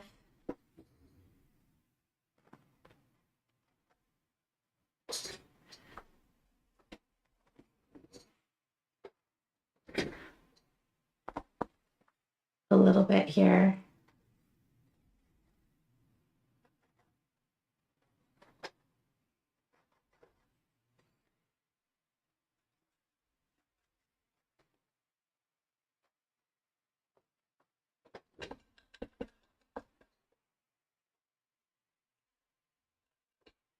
I'm just using water here. When I like the look of my ripples, I'm gonna grab a whisk brush with a little bit of a heavier application of paint. And I'm gonna come around my little ducks at the bottom where they're sitting in the water and creating a few more distinct ripples. So that might look a little something like this. It's kind of coming around the body, tapping with this whisk brush where their body is like coming into the water.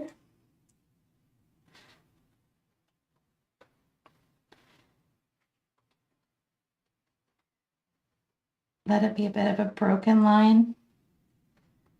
Maybe even tapping around this little plant here too.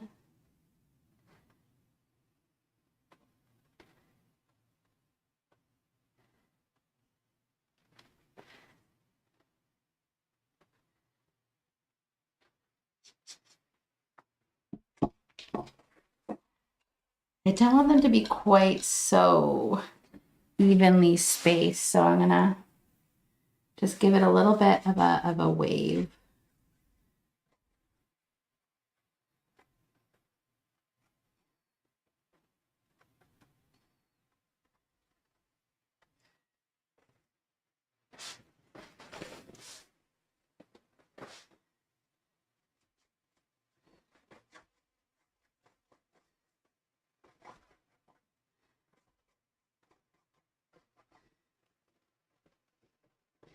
Just so the lines don't look quite so totally flat.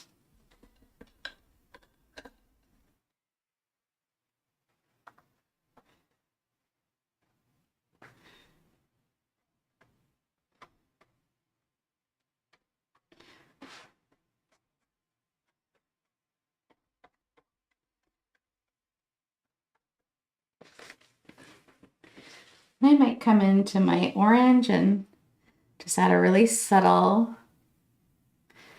indication of the little foot again.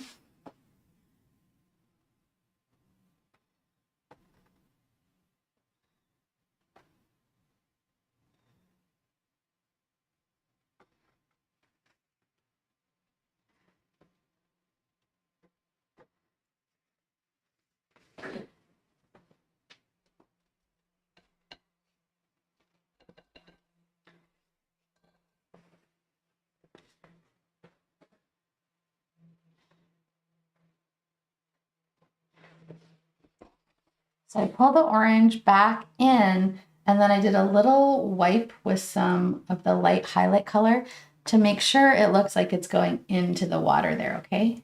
So just want to make sure that the highlight is coming around the duck. I just did some really subtle curves and angles to these lines, so they weren't looking quite like stripes. I wanted them to look a bit more like ripples.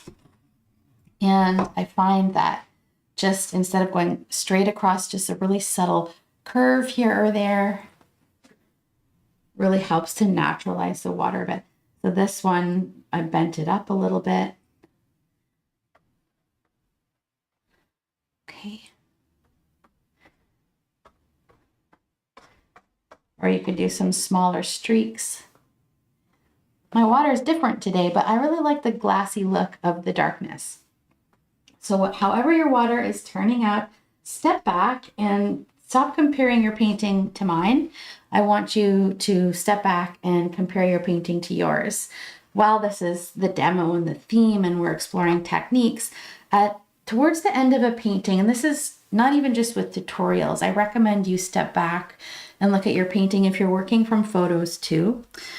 I've used many photographs as references through my life as a painter, and at some point, unless you are a photorealist painter, you have to divorce yourself from the source image and let it become its own unique thing, and stop fussing over trying to make it look like the reference image, because it won't. Again, caveat for photorealist painters who will spend months and months creating a painting that looks like a photograph, but most of us are doing representational work that is a mix between kind of impressionistic brushwork and a realistic form or light source.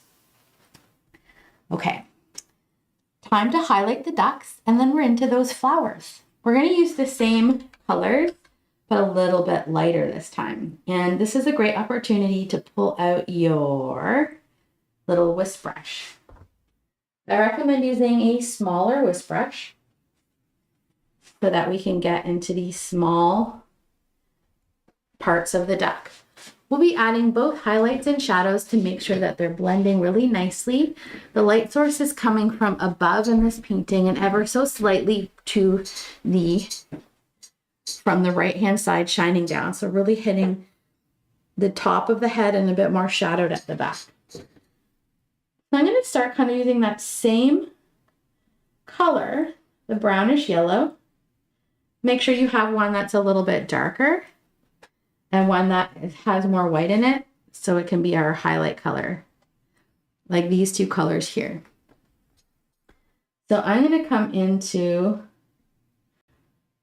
say, the highlight color with this little wisp brush. And I know there's a highlight at the top of the head here. And the little prongs, if I do it on here, it'll be a bit more apparent. I'm going to leave some gaps.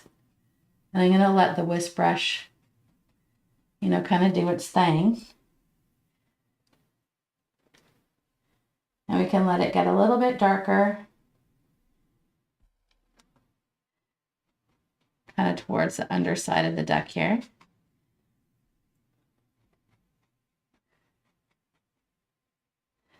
Can highlight the wing.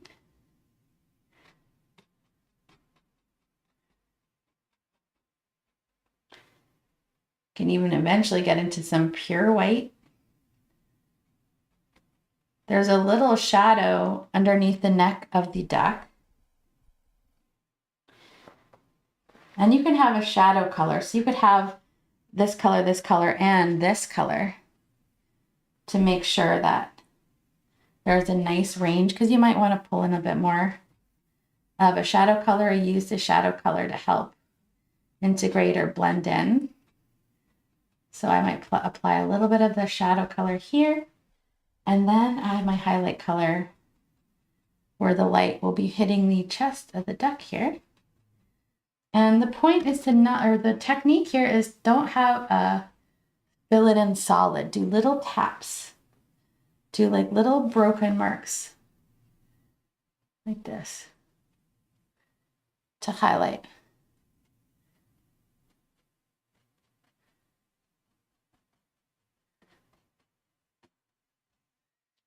And let it get fluffy.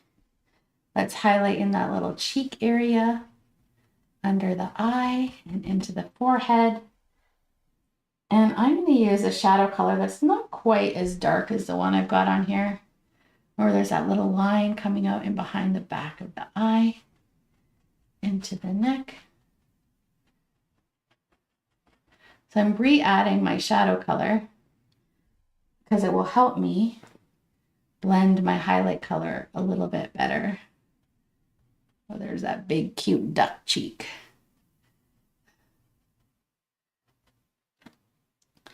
So I've got these two colors on, and I might add a little bit of just an in-between color, even some plain cadmium medium, and just feather these together so it doesn't look like a harsh line, letting the wisp brush create this kind of little fluffy edge. And you can really see that if I use some white here, a little like fluffy edge.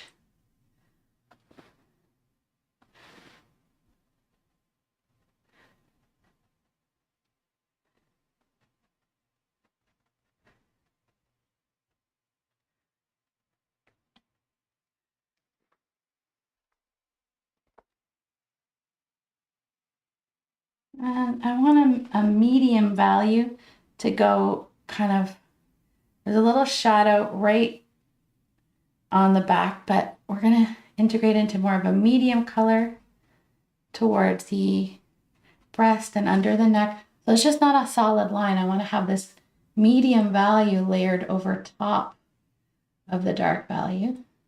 So they kind of look like feathers and not just a solid mass of paint. I can add a bit more of a shadowy color if it needs to be more shadowy. But again, instead of a solid layer, I'm going to do it like little taps.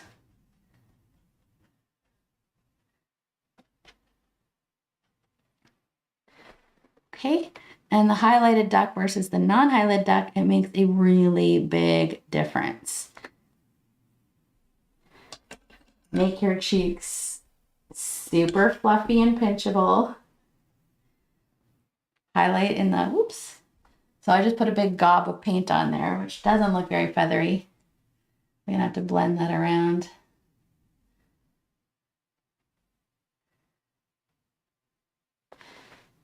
I might even take some of my orange with a little white and highlight the top of my beaks so they really pop. You might want to use a smaller brush for this. You can't really get any detail with a wisp brush. I'm playing with fire here.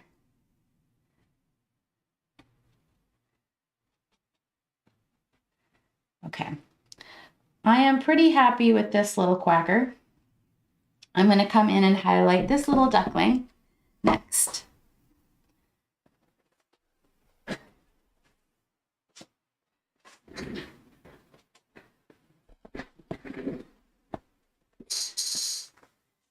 So again, have a light color, a middle value color, and a dark color so that we can break this up. You want to integrate your shadow color. Add a little bit more of the shadow color on first and then get into those highlights. It'll give you something to blend into.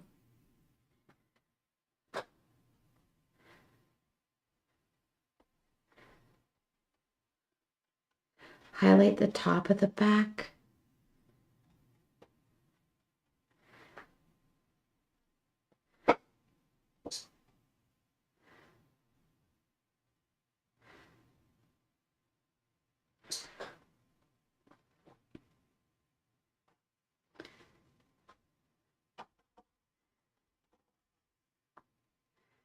Into those little cheeks.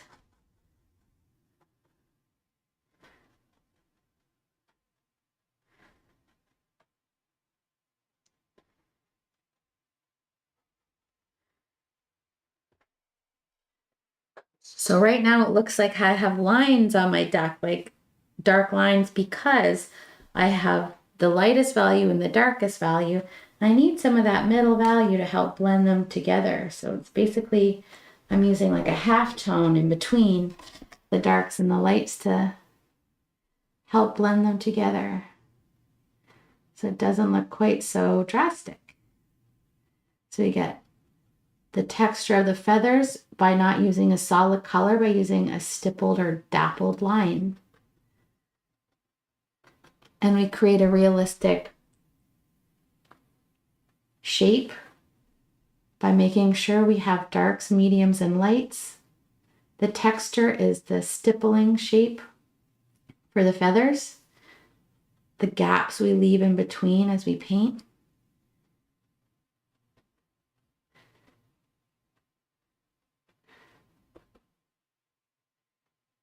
Can add a little white into the top of the beak too.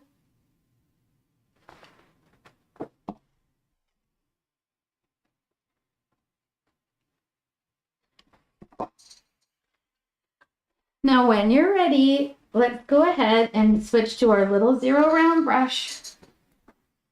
You might want to use a really light orange or even white to come down the underside and top of the beak. And then take a little white and in the upper right hand side, let's do a little highlight, okay? In the eye. Making these cute little ducks. That was a lot of hard work, so give yourself a good pat on the back. And when you're ready, we are going to go ahead and pull on some flowers. Now the marks for the flowers are going to be very similar to the marks we were playing around with when we created our foliage. If you have a 6 round brush, we're going to make some pinks. And I like to make 2 pinks or 3. Let's take some cadmium or quinacridone magenta and mix it with some white. And this is a beautiful pink, very saturated, and this is a muted color scheme. So quinacridone magenta and white is a beautiful, beautiful purpley pink. And then we're going to take some cadmium red and mix it with a lot of white. Another beautiful pink that's a lot more kind of like a coral color. It's way more of a peachy pink. Very saturated colors, which is lovely, but I like to take the littlest bit of brown, and if I add some brown to my pink, this is my magenta, it makes me more of a muted magenta. And the same thing with the cadmium pink. If I add just a little bit of brown, I can get a little bit more of a muted color. So we can use both the saturated and the muted, but this would be more of a natural color scheme. This is getting into some super saturation.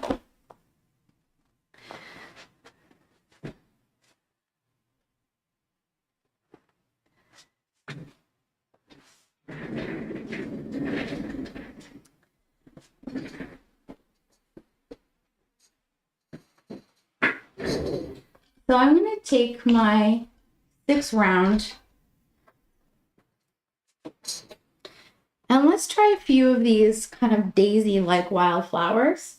Dip the tip into some white, or you could do a creamy color if you like, a little white plus brown.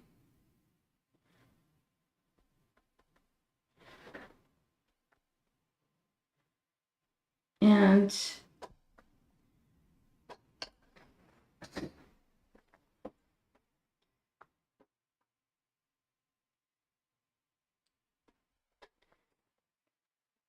to make this particular flower, I loaded my number 6 bright brush, the really light color paint.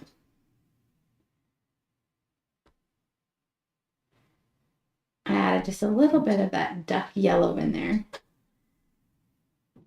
just to create a nice harmonious color scheme. And then I took my brush and let's come down here. Let's do a little flower on an angle, and let's use the tip and just go 1, 2, 3, and the tip is always kind of pointing out, 4, 5. You could practice this with pink on some scrap paper if you like. Let's try again. Let's do a bigger one. 1, 2, 3, 4, 5. And I'm going to come into some of my quinacridone magenta plus brown and a nice light value of that color.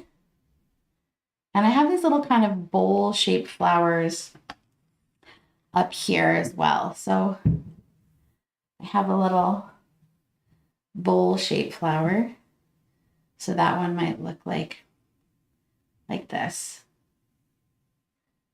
1 petal and then 2 little lines, because these petals are kind of facing forward. So this is a little bowl flower and the center is kind of here.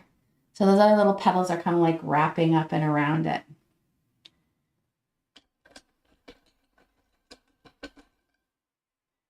So let's try another little bowl-shaped flower, maybe right here. Let's do 1 big petal, then 2, and then 3. And then maybe one of those little flowers on the side, so you just kind of see a little bit like this. Might have a little bowl-shaped one over here. 1, 2, 3, and again, that's just the tips of the petals. I'll add some white to those later on to make them pop, but we want to start with the darker colors first.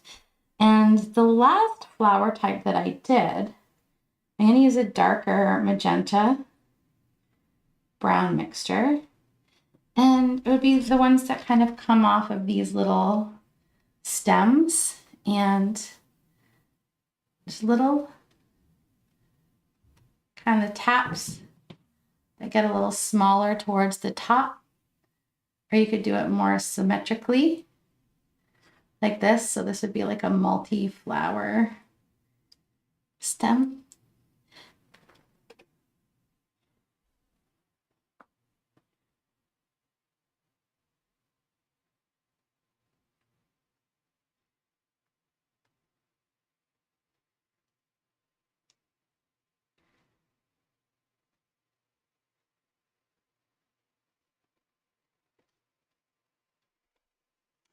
Now another thing I like to do is maybe just have a bunch of little pink ones.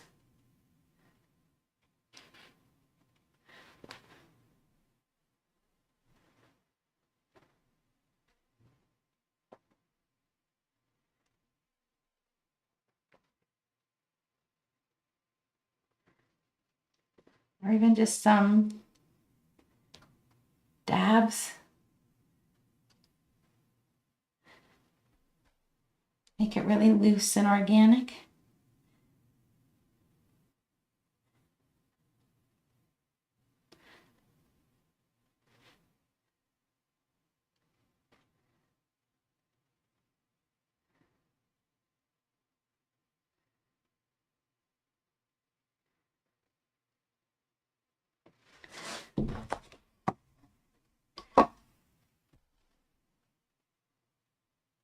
I'm gonna have 5 of these like white daisies over here.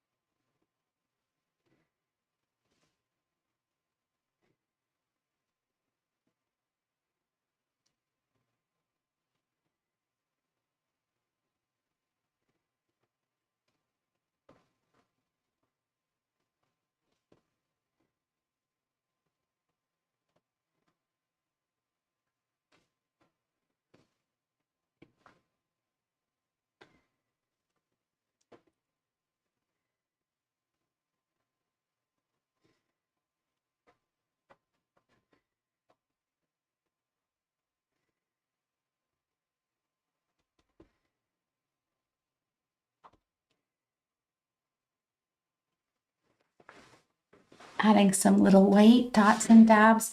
And we could even add some light blue dots and dabs in there too. I think I poured some phthalo blue but didn't use it. So let's take a little white with the tiniest pinch of phthalo blue. And maybe just have a few little light blue flowers in here.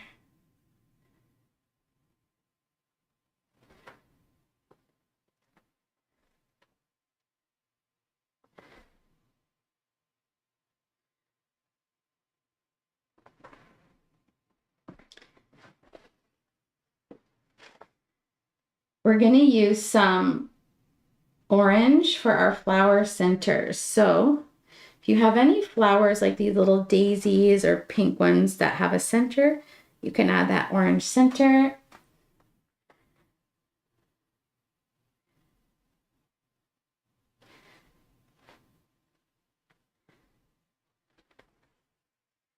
To your flowers.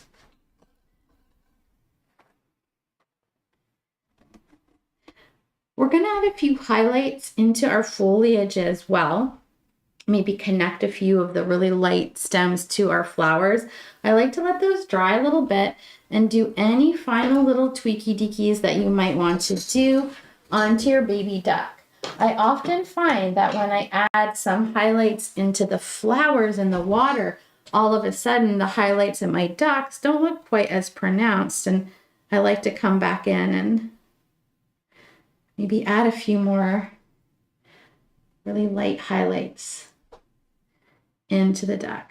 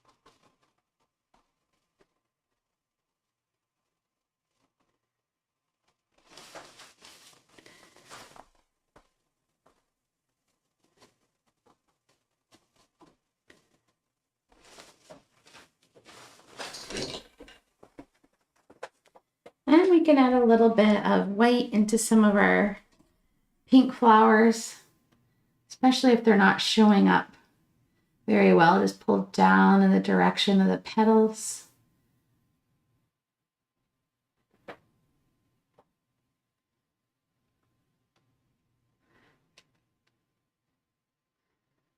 Using some white or some really light pink.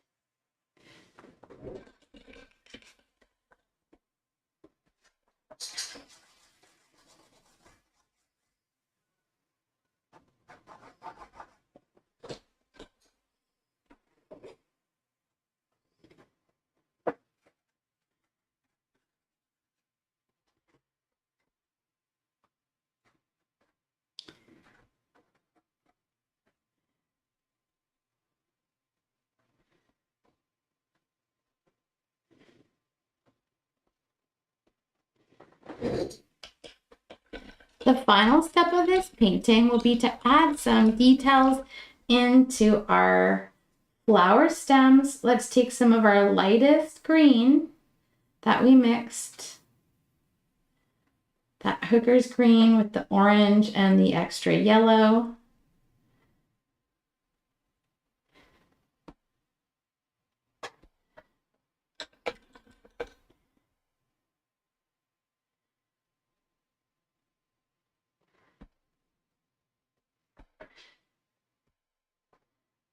And here we might add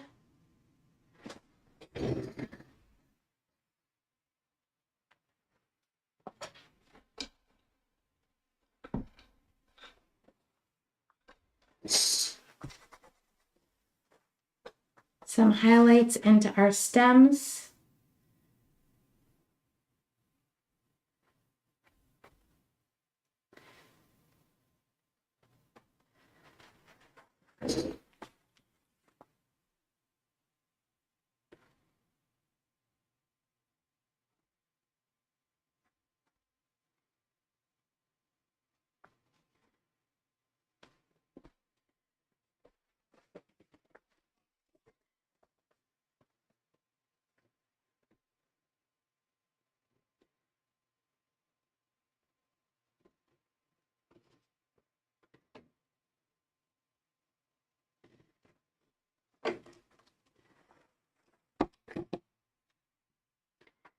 Maybe a few little light colored leaves down here.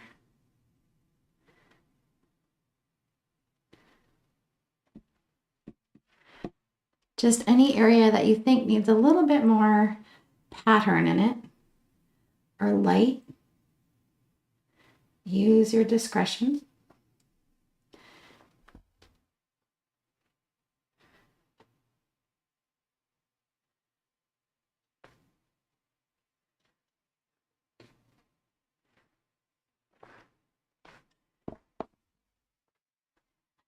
Now I'm going to do a little bit of splatter in either some white or some light pink into the floral sides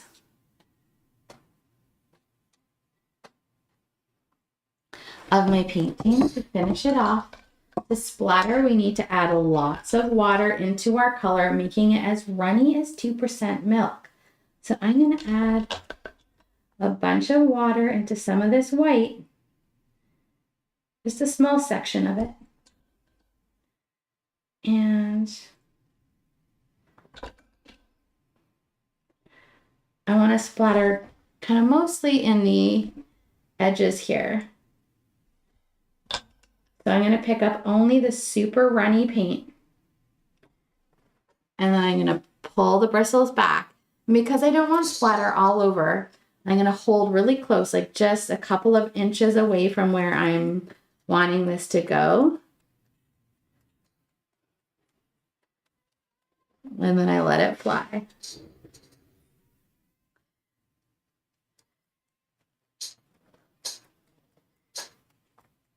Just a little.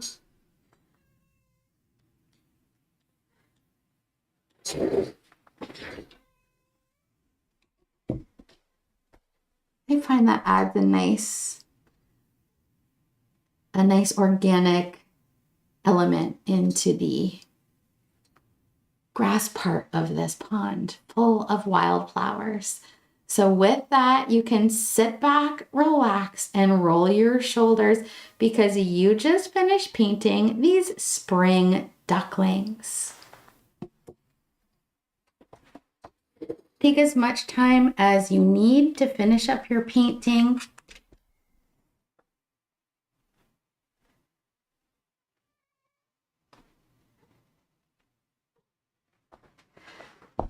If you're painting this during the Easter weekend, I hope you have a lovely time. And just a note, tomorrow is mine and Dawn's anniversary, so I will not be doing a class this Sunday, but I'll be back next weekend with 2 more painting tutorials. So just to recap, today you have painted a very soft spring scene which features 2 little ducklings in water surrounded by wildflowers. You practice creating a feather-like texture with those wisp brushes through layering light and building subtle reflections in our water as well, all while working step by step through this very approachable subject. And I want you to be proud of the time and focus you brought to your art today. Every painting that you do builds your skills and gives you a creative pause in your week, and that is always worth celebrating. Don't forget that this class is free for an entire week, so if you can't paint it today, you can come back in the next 7 days to sample this class. Or if you would like to keep it forever for lifetime access, you can tip to own it for 50% off, which is just a few bucks. In fact, everything on my website is $15 or under for tutorials, so I keep everything very affordable and information packed. If you are one of our Kick Academy subscribers, don't forget this class is now part of your collection, so you can jump in anytime when you want to keep painting. If you're not a subscriber yet, it is really the best value that we offer. It's unlimited access to over 560 painting tutorials from beginner friendly to intermediate lessons, and I cover a wide variety of styles and subjects. It's pretty much like Netflix for painting. You can just tune into the Kick Academy and scroll through hundreds of projects and decide if you want to paint something seasonal or a bunny or paint Christmas in June, any of that.